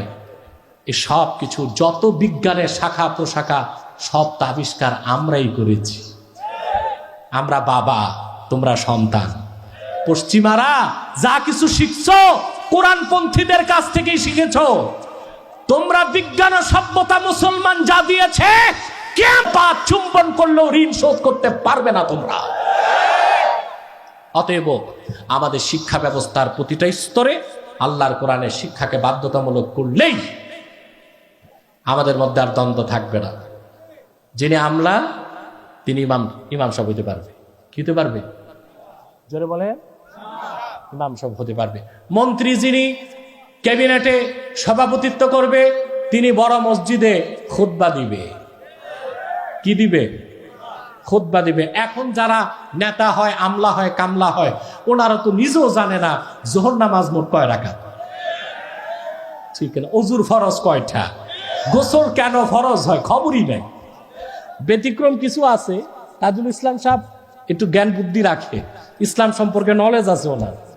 আমি আগে আমার বাবার কাছে উনি আসতেন দোয়ার জন্য মনোহরগঞ্জে, দেখতাম ইসলামী অনেক নলেজ আছে তার, কিন্তু এটা তো সংখ্যায় খুব কম বাংলাদেশ, ঠিক কিনা? সংখ্যায় কম না? তা আমরা যদি তাকওয়া ভিত্তিক শিক্ষায় শিক্ষিত হতাম, যিনি বিচারালয়ে জাস্টিস হিসেবে বিচার করতেন তিনি আবার আজান দিলে জুমার নামাজে ইমামতি করতেন। করতেন কিনা? পারতেন কিনা? হসপিটালগুলোতে ডাক্তাররা নামাজ পড়বে, পড়াতে পারে না, ইমাম সাহেব একজন নিযুক্ত করতে হয়। কিন্তু যদি কোরআন সুন্নাহ বেসিক শিক্ষায় শিক্ষিত হতো তিনি ডাক্তারি করতেন, আজান দিলে নামাজও পড়াতেন, ঠিক কিনা? অতএব তাকওয়া গ্রহণ করতে হবে ব্যক্তি জীবন, সমাজ জীবন, রাষ্ট্র জীবনে। সব সমস্যা সমাধান হয়ে যাবে, এটা আল্লাহর কোরআন গ্যারান্টি দিয়েছে। আমরা কি তা পারবো? চেষ্টা তো করব। সফলতা কে দিবেন? আস-সা'য়ু মিন্না ওয়াল ইতমামু মিনাল্লাহ। চেষ্টা আমাদের, প্রচেষ্টা, সফলতা কে দিবেন? আল্লাহ। ইহকালীন কল্যাণ, পরকালীন মুক্তির জন্য আল্লাহ কয়টা ফর্মুলা দিয়েছেন? কয়টা নির্দেশ? একটা শেষ, দ্বিতীয়টা ওয়াকুনু মা'আস সাদিকিন, সত্যবাদীদের সঙ্গী হও। সুবহানাল্লাহ বলবেন। অর্থাৎ নেতা বানাতে হবে কাকে? জোরে বলেন, সত্যবাদী। ওয়াকুনু মা'আস সাদিকিন, সত্যবাদীদের সঙ্গী হও। এই সত্যবাদী কোন সত্যবাদী? প্রশ্ন আসে না? দেখেন আমাদের একটা বিভ্রান্তি, যেমন আমাদের দেশের লোকজন ভালো ভালো মুসলমান বলে লোকটা হিন্দু হলে কি হবে, ভদ্রলোক খুব সত্য কথা বলে, বলে কিনা? আরে বাবা, লোকটা মহাসত্য কি গ্রহণ করে নাই, এই দুই ঠোঁটের সত্য কথায় কি হবে? আমরা তো সত্যবাদী চিনি না, চিনি? আমার দেশের লোক ইউরোপ আমেরিকায় চাকরি করে আসে, দেশে আসলে শুধু গপ গায়, ইউরোপে কি দেখেছে, আমেরিকায় কি দেখেছে, মানুষগুলো কত ভালো, তারা চরিত্রবান, তারা সভ্য, তারা ভদ্র। আর আমার দৃষ্টিতে তারা হচ্ছে বিশ্ব মানবতার সাথে প্রহসন করে পশ্চিমারা। তারা নিজ দেশে মানুষের সাথে ভালো ব্যবহার করে, কিন্তু তারা বিগত 100 বছরে প্রথম বিশ্বযুদ্ধের পর থেকে আজ পর্যন্ত পশ্চিমা দুনিয়া যেভাবে মুসলমানদের সম্পদ লুণ্ঠন করেছে, আফগানে, লিবিয়াতে, বাগদাদে, সিরিয়াতে, এই দুনিয়ার সবচেয়ে বড় সন্ত্রাসী অসভ্য জাতি হচ্ছে পশ্চিমা দুনিয়ার মানুষগুলো। আমার দেশে আমেরিকা কানাডা থেকে ঘুরে এসে খালি গপ গায়, ওদের মতো মানুষ হয় না। ওরা খুব ভালো মানুষ, খুব ভালো মানুষ। ওদের চেয়ে মানবতার সাথে প্রহসনকারী, বিশ্ব মানবতার পিঠে ছুরি মেরেছে যারা, তারা পশ্চিমা দুনিয়া। আমরা তাদের আদর্শ অনুসরণ করতে চাই না। আমার দেশে কিছু নেতা, কিছু বুদ্ধিজীবী আছে যারা বাংলাদেশে পশ্চিমাদের গোলামি করে, যারা আমাদেরকে হুমকি দেয় বাংলাদেশে রাষ্ট্র ধর্ম ইসলাম থাকবে না। আমিও পাল্টা হুমকিতে বলেছি বাংলাদেশে তোমার জায়গা হবে না। লক্ষ লক্ষ মুসলমানের রক্তের বিনিময়ে দেশ স্বাধীন হয়েছে। যতদিন দেশের আকাশে সূর্য চন্দ্র উদয় হবে, পদ্মা মেঘনায় পানির প্রবাহ চলবে, ততদিন ইসলাম রাষ্ট্র ধর্ম ছিল, আছে, থাকবে। নারায়ে তাকবীর, নারায়ে রিসালাত, ইয়া রাসূলুল্লাহ, মুফতি বেঈমানেরা হুশিয়ার সাবধান, অ্যাকশন অ্যাকশন, ডাইরেক্ট অ্যাকশন। আমার ভাইরা, আমি স্বাগত জানাই গভর্নমেন্টকে। সেই বিচ্ছিন্ন চিন্তার অধিকারী, ওটা ফুলমন্ত্রী না, প্যারামন্ত্রী, তার বক্তব্যকে সরকার 2 পয়সা দাম দেয় না। তারপর দেশ ছেড়ে পালাইছে, পরিবেশ শান্ত হবার পর ফিরে এসেছে। আমার সেই বক্তব্যকে সারা ভারতে ইন্ডিয়া টিভি প্রচার করল, স্যাটেলাইট চ্যানেল ইন্ডিয়া টিভি প্রচার করলো কি, যে আমার নির্দেশে এই দেশে হিন্দুদেরকে মারা হচ্ছে। বক্তব্য একটা, আর নিচে হিন্দিতে অন্য, মানে তাদের মন মতো ডেস্ক নিউজ তৈরি করে বলল, আর একজন সাংবাদিক ভোকাল দিল। সেই বক্তব্য আনন্দবাজার পত্রিকায় তারা ছাপলো ছবি সহ। নিউ ইয়র্কের গার্ডিয়ান পত্রিকা সেটা দিল যে আমি হচ্ছি বাংলাদেশে সকল সন্ত্রাস এবং মৌলবাদীদের নেতা। প্রিয় সুধী, তাই বলে কি আমরা ভয় পাবো? সত্য তো বলতেই হবে, কাউকে না কাউকে তো সত্যের স্লোগান দিতেই হবে। ভয় পাবার কিছু নাই। সত্যিকার মুমিনকে আল্লাহ তাআলাই হেফাজত করবেন। আর আমাদের বক্তব্যের উদ্দেশ্য এই নয় যে কোনো দলকে বিপদে ফেলে দেওয়া, কোনো দলের সুবিধা করে দেওয়া, এটা আমাদের কাজ নয়। আমাদের ব্যক্তিগতভাবে আমার দর্শন হচ্ছে কোরআন সুন্নাহ থেকে কথা বলবো সকলের কল্যাণে। হতে পারে কখনো তা কারো বিপক্ষে যাবে, হতে পারে কখনো তা কারো পক্ষে যেতে পারে। কথা বুঝতে পেরেছেন? যে ব্যক্তির নীতি হবে কোরআন সুন্নাহর মোতাবেক, তার পক্ষে আমার বক্তব্য চলে যাবে, আর যার বক্তব্য হবে কোরআন সুন্নাহর বিপক্ষে, আমার বক্তব্য তার বিপক্ষে চলে যাবে। এটা আমার দর্শন, এটা আমার মানহাজ, এটার উপর আমি আলহামদুলিল্লাহ চলছি। আমার মিশন ও ভীষণকে এগিয়ে নেবার জন্য এই নীতিতেই আমি অগ্রসর হচ্ছি আলহামদুলিল্লাহ। তাহলে সত্যবাদীকে সত্যবাদী সঙ্গী হতে হবে। ওয়াকুনু মা'আস সাদিকিন, সত্যবাদীদের সঙ্গী হও, এই নির্দেশ কার? এখন প্রশ্ন, আল্লাহর কাছে আমরা প্রশ্ন করি, আল্লাহ সত্যবাদী কারা? ঠিক কিনা? কেন আমাদের দেশে দেখবেন প্রত্যেকেই বলতেছে আমি হক, প্রত্যেক পিসাব বলে আমি, আর সব বাতিল। সব কি বাতিল? যেমন লামাযহাবীরা বলতেছে একমাত্র হকের উপর আহলে হাদিস আছে, আর বাকিরা সব কি বেদাতের উপর আছে। আহলে হাদিসরা নিজেই জানে না তারাই সবচেয়ে বড় বেদাতের ঠিকাদারি নিছে। কুল্লু হিজবিন বিমা লাদাইহিম ফারিহুন, প্রত্যেকেই তার কাছে যেটা আছে ওইটা নিয়ে আনন্দ করতেছে। আমি হকের উপর আছি। কিসের উপর আছি? হকের উপর আছি। আর অল্প সময়, কষ্ট হচ্ছে। আমি বিষয়টা শেষ করছি। এখন প্রত্যেকেই তো বলতেছে আমি হক, আমি কি। দেখবেন যে পিসাব আসবে তার খলিফা মাইক নিয়া 6 ঘন্টা ওয়াজের একটাই বিষয়, হক দরবার। কি দরবার? প্রত্যেক স্টেজে দেখবেন পীর সাহেব আসার আগে যত খলিফা আসে বক্তা, সবার বক্তব্য একটা, ঘুরে ফিরে হক আছে আমার পীর, হক আছে আমার দরবার। তারপরে কালেকশন তো 8-10 বার হয়, ঠিক না? কালেকশনই কালেকশন চলতে থাকে। কে সত্যবাদী, কে হক, কাদের অনুসরণ করবেন আল্লাহ বলে দিয়েছেন সূরা হুজুরাতে। সত্যবাদী কারা?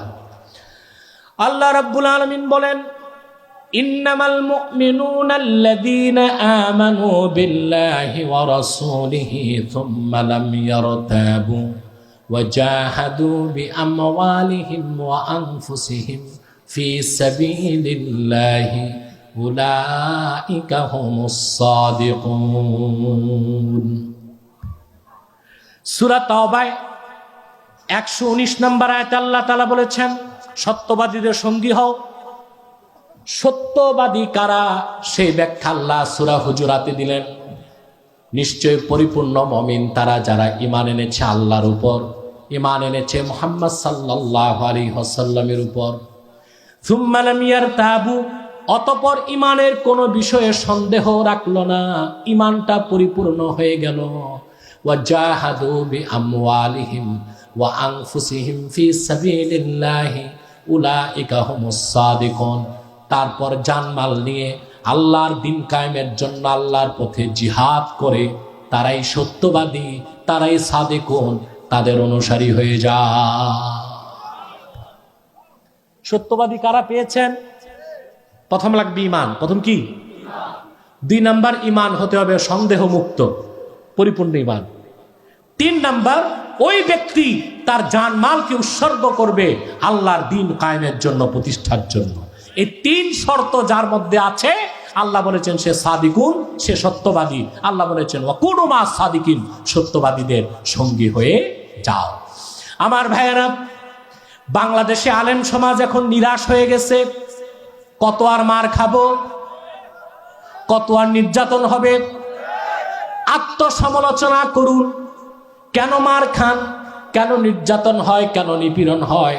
আপনার ভুল ভ্রান্তিগুলো সংশোধন করার জন্য আল্লাহর কোরআনকে খুলে ধরুন। আল্লাহর পক্ষ থেকে বিজয় আসার জন্য যে ধরনের ঈমান দরকার, যে শর্ত পূরণ করা দরকার, তা তো আমরা করতে পারি না। সেই শর্ত কি? আল্লাহ রাব্বুল আলামিন বলেছেন, আল্লাহ পাক বলেন, ওয়ামান ইয়াতাওয়াল্লাল্লাহা ওয়া রাসূলাহু ওয়াল্লাযীনা আমানু ফাইন্না হিজবাল্লাহি হুমুল গালিবুন। যারা আল্লাহকে মালিক হিসেবে মানবে, কাকে? জোরে বলেন কাকে? আর নূর নবী মুহাম্মদ সাল্লাল্লাহু আলাইহি সাল্লামের উম্মত হবে, খাঁটি উম্মত হবে। 3, মুমিনকে নেতা মানবে, নেতৃত্ব দিবে মুমিনরা। আল্লাহ বলেন ফাইন্না হিজবাল্লাহি হুমুল গালিবুন, তারাই আল্লাহর দল, আর আল্লাহর দল বিজয়ী হবেই হবেই হবে। তাদের বিজয়কে ঠেকাবার ক্ষমতা পৃথিবীর কোন শক্তির নাই। 20 শতাব্দীতে তার প্রমাণ মধ্য এশিয়াতে আমরা দেখতে পেয়েছি। সারা দুনিয়ার পরাশক্তি আল্লাহর দলের সৈনিকদের পরাজিত করতে পারে নাই। মধ্য এশিয়ার মাটিতে আল্লাহর কালিমার ঝান্ডাকে তারা রাষ্ট্রীয়ভাবে উড্ডীন করতে পেরেছে, ঠিক কিনা বলে? আমরা পারি না। আমাদের মধ্যে সমস্যা আছে, ঈমানটা ঠিক করি নাই, নেতা ঠিক ধরি নাই, জীবনের সকল নীতি কোরআন সুন্নাহ থেকে নেই নাই। আমরা অনেকে অভিভাবক বানিয়েছি পশ্চিমাদেরকে, ঠিক কিনা? পশ্চিমারা আমাদেরকে ট্রাম্প কার্ড বানিয়েছে, মন মতো খেলে আমাদেরকে নিয়ে, ঠিক কিনা বলেন? এই সুযোগ আর পশ্চিমাদের দেওয়া যাবে। জাতিকে ঐক্যবদ্ধ হতে হবে, কোরআন সুন্নাহর নীতিতে ফিরে আসতে হবে, সাদিকিন সত্যবাদীদেরকে নেতৃত্ব দিতে হবে। দুনিয়ার কোন অপশক্তি তোমার বিজয়কে থামায় রাখতে পারবে না, পারবে না, পারবে না। পারবেন তো ইনশাল্লাহ? এবার একটা উদাহরণ দিয়ে শেষ করি।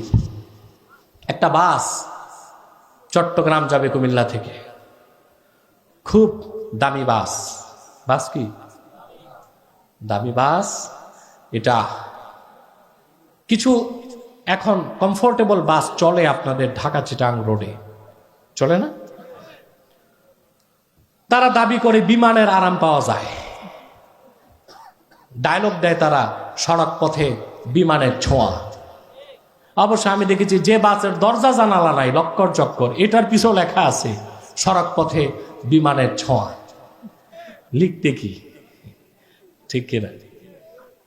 40 জন যাত্রী, সামনে 10 জন দেশের সেরা পিসাব, তারপর 10 জন শেখুল হাদিস, তারপর 10 জন মুহাদ্দিস, তারপর 10 জন সেরা বক্তা। বাসে যত 40 জন যাত্রী সব আউলিয়ায়ে কেরাম। ড্রাইভার যিনি বসছেন উনি ড্রাগ অ্যাডিক্টেড, নেশাখোর। বাস নিরাপদে কুমিল্লা থেকে চট্টগ্রাম যাবে? কথা বলেন না, আরেক ট্রাকের সাথে সংঘর্ষ হবে? কথা বলেন হবে? যাত্রী সব আউলিয়ায়ে কেরাম, ড্রাইভার নেশাখোর। এটা চট্টগ্রাম যাওয়ার আগে আরেকটা ট্রাকের সাথে সংঘর্ষ হবে এবং 40 জন যাত্রীর প্রত্যেকেই কেউ নিহত হবে, কেউ আহত হবে। বাংলাদেশে 3.5 লক্ষ মসজিদ আছে, হাজার হাজার মাদ্রাসা, লক্ষ লক্ষ আলেম ওলামা, সব ঠিক আছে, কিন্তু ড্রাইভিং এ যারা, তারা কোরআন হাদিস বিশ্বাস করে না, ওরা পশ্চিমাদের গোলামি করে। এটি আমাদের ব্যর্থতার মূল। আল্লাহ পাক যেন আমাদেরকে কোরআন সুন্নাহর পথে ফিরে আসার তৌফিক দেন। যেন বলেন আল্লাহুম্মা আমিন। আরেকটা কথা বলে দিই, সামাজিকভাবে আপনারা আল্লাহ তাআলার এই নির্দেশটা মানবেন, কারণ কোরআনের নির্দেশ পালন করতে হয় 3 ক্ষেত্রে: ব্যক্তি জীবন, সমাজ জীবন, রাষ্ট্র জীবন। আমি সমাজ ও রাষ্ট্রীয় জীবনের যে কথা বললাম, ব্যক্তি জীবনের কথা বলছি, সমাজ জীবনের কথাটাও বলে দিই। আপনারা সব সময় সত্যবাদীদেরকে প্রমোট করবেন, পারবেন না ইনশাআল্লাহ? ইউপি নির্বাচন হচ্ছে, এমপি ইলেকশন হচ্ছে, উপজেলা নির্বাচন হচ্ছে, দেখবেন মন্দের ভালোকে, যে নামাজ পড়ে তাকে ভোট দেবার চেষ্টা করবেন, যে নামাজ পড়ে না তারে বাদ দেবার চেষ্টা করবেন, যে হক হালালিতে চলে তাকে সমর্থন দিবেন, যে ব্যক্তি সুদ ঘুষ চাঁদাবাজি করে তারে বাদ দিবেন, যে ব্যক্তি কোরআন সুন্নাহ আলেম ওলামাকে ভালোবাসে তাকে পৃষ্ঠপোষকতা করবেন, আর যে কোরআন সুন্নাহ আলেম ওলামা বিরোধী তাকে ম্যান্ডেট দিবেন না। এই ক্ষেত্র কুনুমা সাদিকিন, সত্যবাদীদের সঙ্গী হবার আমল করতে হবে। পারবেন? সাদাকাল্লাহুল আযীম ওয়া সাদাকা রাসূলুহুন নবিয়ুল কারীম। আমি আর আপনাদের কষ্ট দিচ্ছি না, অনেক রাত হয়ে, আপনারা উঠতেছেন কেন? ও এসব বলি আল্লাহ, ওনাদের দোয়া মোনাজাত লাগে না, ওনাদের দোয়া মোনাজাত লাগে না, ওনারা চলে যাচ্ছে, যান, সমস্যা নাই। কিন্তু আমার মতো পাপি টাপি যারা আমার সাথে দোয়া করে যাবেন। সম্মানিত শুধু আমি আর আপনাদের কষ্ট দিচ্ছি না, আপনাদেরকে বিদায় লগ্নে কিছু কথা আমি বলে দেই। এটা আমার ইমানি দায়িত্ব হিসেবে, সাংগঠনিক দায়িত্ব হিসেবে, আপনাদের মুসলমান বড় ভাই হিসেবে এটা আমার দায়িত্ব, আমি বলে দিই। যেখানে যাই সেখানেই বলে দিই। আপনার বাংলাদেশে বিভিন্ন দলের লোক আছেন, এখানে আছেন না? এই ময়দানে দলের পরিচয় কেউ এসেছেন? এখানে একটা পরিচয়, আমরা মুসলমান, ঠিক কিনা? আমি আপনাদেরকে করজোর অনুরোধ করব, আপনারা এলাকাতে দলাদলি করবেন না, মুসলমান মিলেমিশে থাকবেন। আমার একটি স্লোগান সারা দেশের ওলামায়ে কেরাম এখন প্রচার করছে, মাসলাক যার যার, দ্বীন ইসলাম সবার। মনে থাকবে? আমার টুপি আমার কাছে থাক, তোমার টুপি তোমার কাছে থাক, ঠিক কিনা? আমার টুপি তোমাকে পড়তে হবে এই বাধ্যবাধকতা নাই, তোমার টুপি আমাকে পড়তে হবে এই বাধ্যবাধকতা নাই। মাসলাক যারটা, মাসলাক যার যার, দ্বীন ইসলাম, জোরে বলতে হবে, মাসলাক যার যার, দ্বীন ইসলাম সবার। তার মানে ইসলামের মৌলিক স্বার্থে সবাইকে এক হতে হবে। এই ক্ষেত্রে কে আওয়ামী লীগ, কে বিএনপি, কে জাতীয় পার্টি, কে জামাত, এগুলো দেখার কোনো সুযোগ নাই। কে কোন পীর সাহেবের মুরিদ তা দেখার কোনো সুযোগ নাই। কার টুপির রং কি তা দেখারও কোনো সুযোগ আপনি টুপি নিয়ে ঝগড়া করবেন, তা আরেক লোক তো বলবে আমি ভালো আছি, টুপি লাগেনি, বলবে না? আরে ভাই, টুপি নিয়ে ঝগড়া না করে যার মাথায় টুপি নাই তার একটা টুপি লাগান, এটা আমাদের কাজ। ঝগড়া করার প্রয়োজন নাই। জুব্বাটা আমার মতো হতে হবে এরকম কি বাধ্যবাধকতা আছে? আমারটা আমার কাছে থাক, আপনার জুব্বা আপনার কাছে থাক, কিন্তু ইসলামের সুমহান স্বার্থে আমরা এক হয়ে যাব। বাংলাদেশে ইসলাম, মুসলমান ও স্বাধীন বাংলাদেশের বিরুদ্ধে চক্রান্ত করে যাচ্ছে দুইটি অমুসলিম সম্প্রদায়। তার একটি হচ্ছে কুখ্যাত কাদিয়ানি সম্প্রদায়। তাদের একমাত্র কাজ মানুষকে কনভার্ট করা, ধর্মান্তর করা, বেঈমান বানানো, কাফের বানানো। তাদের ব্যাপারে সাবধান থাকতে হবে। আমি আজ থেকে নয়, বহু বছর আগ থেকে আপনাদেরকে সতর্ক সাবধান করে যাচ্ছি। আলহামদুলিল্লাহ, সেজন্য খাতমে নবুয়ত আন্দোলনের কর্মী আপনাদের লাকসাম, মনোহরগঞ্জে প্রচুর আছে। আলহামদুলিল্লাহ, আপনারা সব সময় সাবধান থাকবেন কাদিয়ানীদের চক্রান্ত যেন তারা বাস্তবায়ন করতে না পারে। তারা অমুসলিম, তারা কাফের। তাদেরকে যারা কাফের বলবে না, তারাও কাফের। কারণ তারা আল্লাহর আখিরি নবী মুহাম্মদ সাল্লাল্লাহু আলাইহি সাল্লামকে আল্লাহর শেষ নবী হিসেবে বিশ্বাস করে না। চিল্লায় বলেন নাউজুবিল্লাহ। এজন্য তারা কি? চিল্লায় বলেন তারা কি? তাদেরকে যারা কাফের বলবে না, তারাও কাফের। মানুষকে ধোঁকা দিয়ে কাফের বানাবার জন্য তারা মুসলমানদের মতো দাড়ি রাখে, টুপি লাগায়, মুসলমানদের মতো নাম রাখে। তাই বলে কি তারা মুসলমান হবে? দাড়ি রাখলে কেউ যদি মুসলমান হতে পারত, তো রবি ঠাকুরের চেয়ে বড় মুসলমান কে হইত? সে কি মুসলিম ছিল না অমুসলিম? নাম রাখার দ্বারা মুসলমান হওয়া যায়? এক শয়তান বোতল ভর্তি পেশাব, উপরে নাম লিখছে শরবত। এটা কি শরবত হবে? ভিতরে কি? তদ্রুপ কাদিয়ানীরা অমুসলিম। আব্দুল আউয়াল, আব্দুস সামাদ, মোবাশ্বের আলী, কবির চৌধুরী, এসব নাম রাখার দ্বারা তারা মুসলমান হতে পারে না। ভাইয়ের আমার, বন্ধুরা আমার, আমার আল্লাহ ও নূর নবী আমার হযরত মুহাম্মদ মুস্তাফা সাল্লাল্লাহু আলাইহি সাল্লামের ইসলাম ও কোরআনের হাজার হাজার হাজার বছর পরে বর্তমান ভারতের কুখ্যাত, পাঞ্জাবের কুখ্যাত, গুরুদাসপুরের কুখ্যাত কাদিয়ানে ইংরেজ আমলে এক শয়তান নিজকে নবী দাবি করছে। চিল্লায় বলেন নাউজুবিল্লাহ। ওই শয়তানটার নাম রেখেছিল তার বাপ মির্জা গোলাম আহমদ কাদিয়ানী, কিন্তু তাকে গোলাম আহমদ বলা যাবে না, কারণ গোলাম আহমদ অর্থ আহমদ এর গোলাম। কোন কাফের কোনদিনও গোলাম আহমদ এর গোলাম হতে পারে না। আর কাদিয়ানের কাজ্জাব ছিল শেষ দরজার কুখ্যাত কাফের। সে গোলাম আহমদ এর গোলাম ছিল না, সে ছিল কুখ্যাত শয়তানের কুখ্যাত গোলাম। কাদিয়ানের কাজ্জাব, মিথ্যা নবুয়তের দাবিদার মির্জা গোলাম শয়তান কাদিয়ানির উপর গজব এসেছে 1908 সালে। যখন গজব এসেছে, কাদিয়ানের কাজ্জাব, মিথ্যা নবুয়তের দাবিদার মির্জা গোলাম শয়তান কাদিয়ানি 1908 সালে ধ্বংস হয়ে কুখ্যাত জাহান্নামের কুখ্যাত কুকুরে পরিণত হয়েছে। তার অনুসারীরাও ধ্বংস হয়েছে। বর্তমানে কিছু কাদিয়ানি বাংলাদেশে আছে, যারা ইসলাম ও মুসলমানের বৃদ্ধাচরণ করে যাচ্ছে এবং বিদেশি এজেন্সির টাকা নিয়ে বাংলাদেশের স্বাধীনতা, সার্বভৌমত্বের বিরুদ্ধে কাজ করে যাচ্ছে। তাদেরকে নির্মূল করার জন্য সকল দলের মুসলমানকে ঐক্যবদ্ধ হইতে হবে। তারা মানুষকে ধোঁকা দিয়ে কাফের বানাবার জন্যে নাম পরিবর্তন করে করে মিথ্যা পরিচয় দেয়। কখনো নিজেদের পরিচয় দেয় আহমদি জামাত, কখনো বলে আহমদিয়া জামাত, কখনো বলে আহমদি সম্প্রদায়, কখনো বলে আহমদিয়া সম্প্রদায়, কখনো বলে আহমদি মুসলিম জামাত, কখনো বলে আহমদিয়া মুসলিম জামাত। সাবধান, যত কাদিয়ানি ছিল আছে থাকবে, তারা কেউ আহমদি জামাত নয়, আহমদিয়া জামাত নয়, আহমদি সম্প্রদায় নয়, আহমদিয়া সম্প্রদায় নয়, আহমদি মুসলিম জামাত নয়, আহমদিয়া মুসলিম জামাত নয়। তারা শয়তানি জামাত, কুখ্যাত জাহান্নামের কুখ্যাত কুকুরের দল। আমাদের সকল দলের একটাই দাবি, অনতিবিলম্বে স্বাধীন বাংলায় শয়তান কাদিয়ানীদেরকে রাষ্ট্রীয়ভাবে অমুসলিম ঘোষণা করতেই হবে, করতেই হবে, করতেই হবে। এই দাবি আদায়ে যদি তাহরিকে খাতমের মত বাংলাদেশের ব্যানারে জানমাল দিতে হয়, কার কারা কারা প্রস্তুত আছেন হাত তুলে দেখা।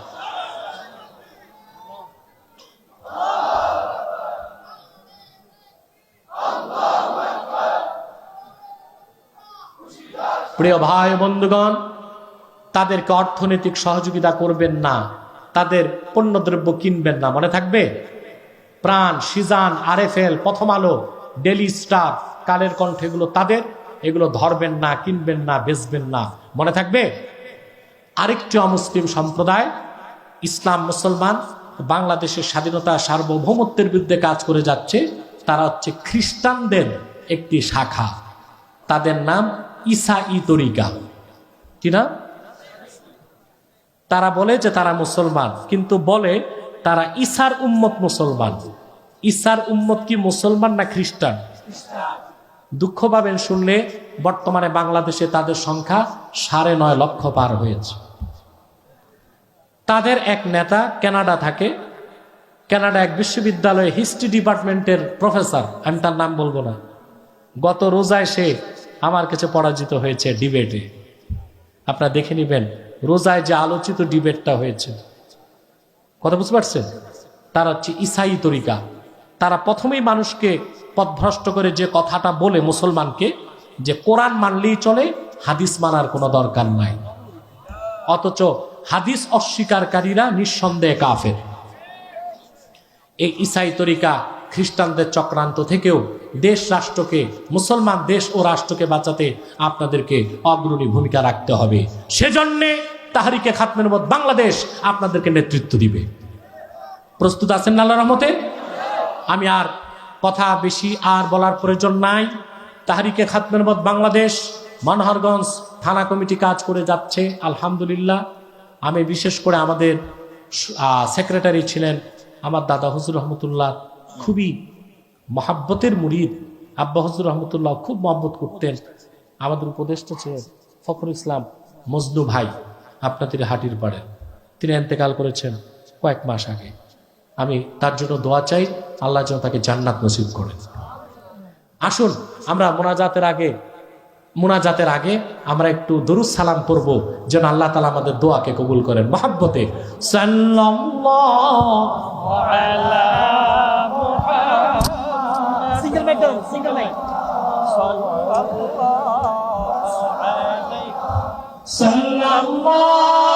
আলা মুহাম্মাদ সাল্লাল্লাহু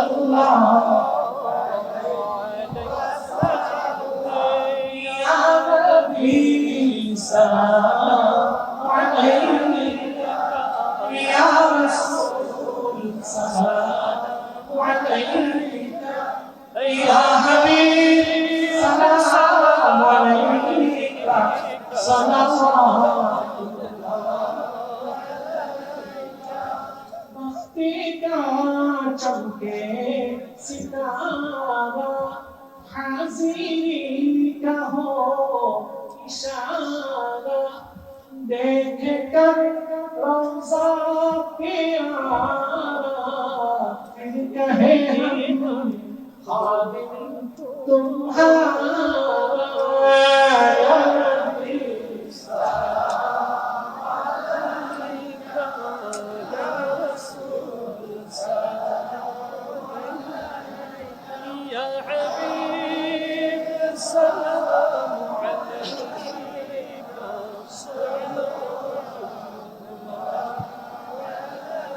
محمد رسول الله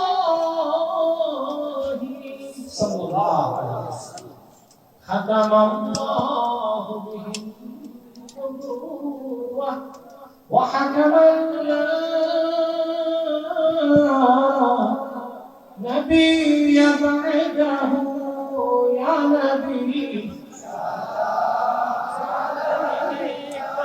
يا رسول سلام عليك يا حبيب سلام عليك صلوات بلغ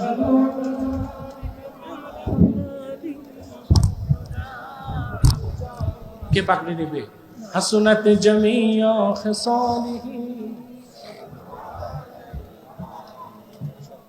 ربنا آتنا في الدنيا حسنة وفي الآخرة حسنة وقنا عذاب النار ربنا ظلمنا أنفسنا وإن لم تغفر لنا وترحمنا لنكونن من الخاسرين আল্লাহ তাআলা হাটির পার নূরে মদিনা নুরানি হাফিজিয়া মাদ্রাসার উদ্যোগে আজকের মাহফিলে তোমার অসংখ্য নেককার বান্দা নিয়ে হাত তুলেছি। এতগুলো মানুষের মধ্যে যার দুটো হাত তোমার ভালো লাগে আল্লাহ, তার দুটো হাতের বিনিময়ে আমাদের জীবনের সব গুনাহ তুমি মাফ করে দাও। আল্লাহ তাআলা রব্বুল আলামিন, হৃদয়ের গভীর থেকে দোয়া করি আল্লাহ, তোমার আখিরি নবী নূর নবী আমার মুহাম্মদ সাল্লাল্লাহু আলাইহি ওয়াসাল্লাম আজ থেকে ১৫০০ বছর আগে দুনিয়ার থেকে বিদায় নিয়েছেন।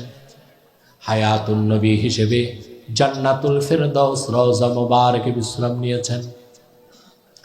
জীবনে একবার তোমার আখিরি নবী নূর নবী আমার মুহাম্মদ সাল্লাল্লাহু আলাইহি ওয়াসাল্লামের জান্নাতুল ফেরদাউস রওজা মুবারকে উপস্থিত হয়ে গো আল্লাহ, তোমার হাবিবের নূরের কদমে দরুদ ও সালামের হাদিয়া দেবার আগে আল্লাহ তুমি ডাক দিও না।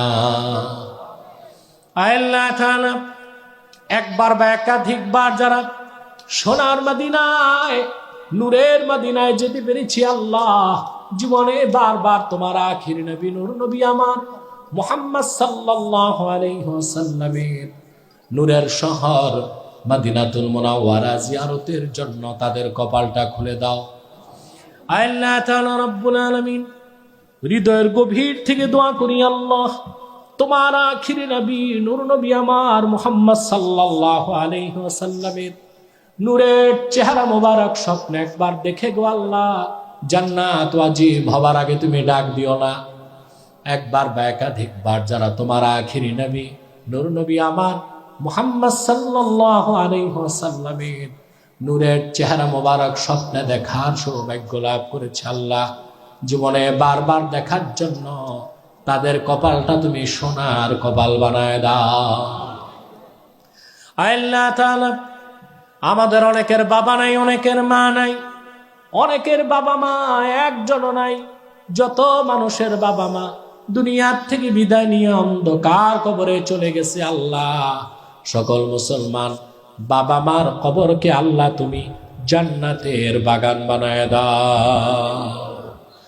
আল্লাহ তাআলা রব্বুল আলামিন, অভাবীর অভাব দূর করে দাও, অসুস্থকে সুস্থ করে দাও, অশান্ত হৃদয়কে শান্ত করে দাও।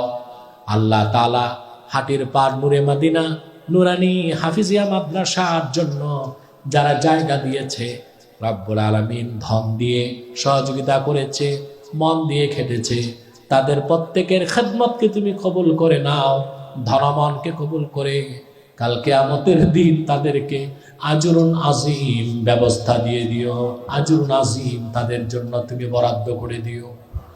আল্লাহ তাআলা, পর্দার আড়ালে আমার মা বোনরা হাত তুলে বসে আছেন, অবলা সরলা সতী সাধ্যী মা বোনদের মধ্যে এমনও তো মা বোন আছেন স্বামী হারা বিধবা, সন্তানের আশ্রয়ে লালিত পালিত, সন্তান খোরপোশ দেয় না, ইজ্জত করে না, সম্মান করে না, মায়ের সঙ্গে বেয়াদবি করে, সারা রাত মা চোখের পানিতে বুকটা ভাসায় দেয়, কিন্তু একটিবারের জন্য আদরের দুলাল সন্তানকে বদদোয়া করে না।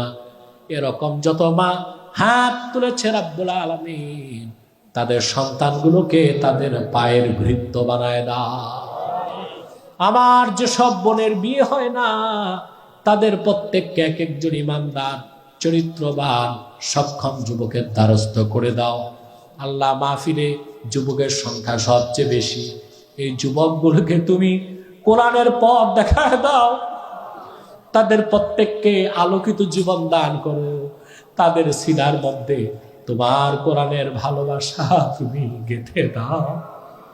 আল্লাহ, যুবক যারা বেকার, চাকরি বাকরি পায় না, হালাল রুজি রোজগারের ব্যবস্থা করে দাও, নামাজি বানায় দাও, পরহেজগার বানায় দাও, তোমার দ্বীনের কর্মী বানায় দাও। আল্লাহ, খাতমে নবুয়ত আন্দোলনের সৈনিক বানায় দাও।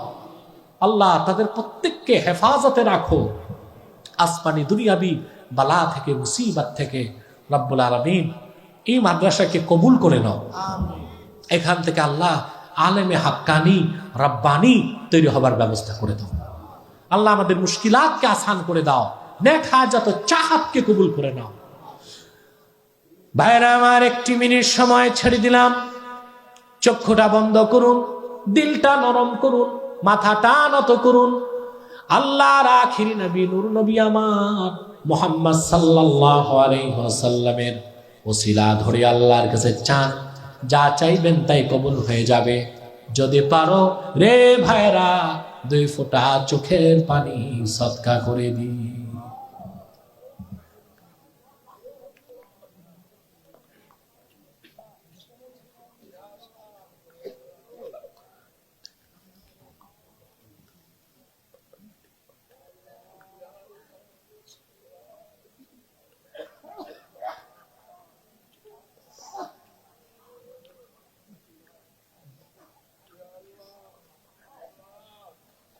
আল্লাহ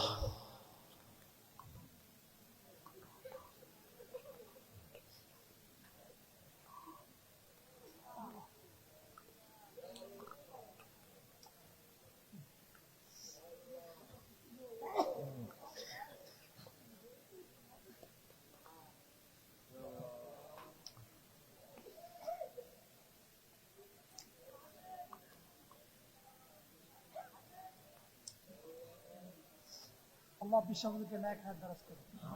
আল্লাহ হুজুরকে সকল রকমের ষড়যন্ত্র থেকে হেফাজত করে।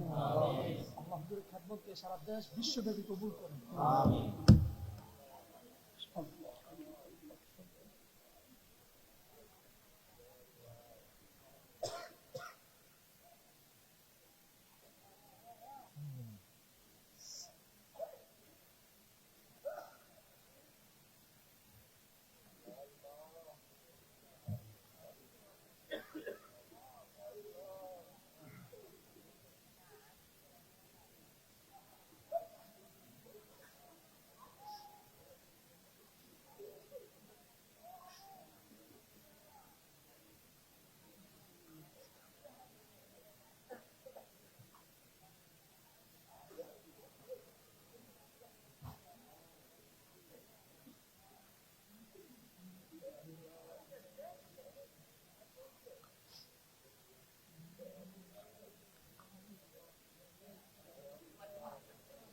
প্রত্যেকে বাবার কথা, মায়ের কথা মনে করেন।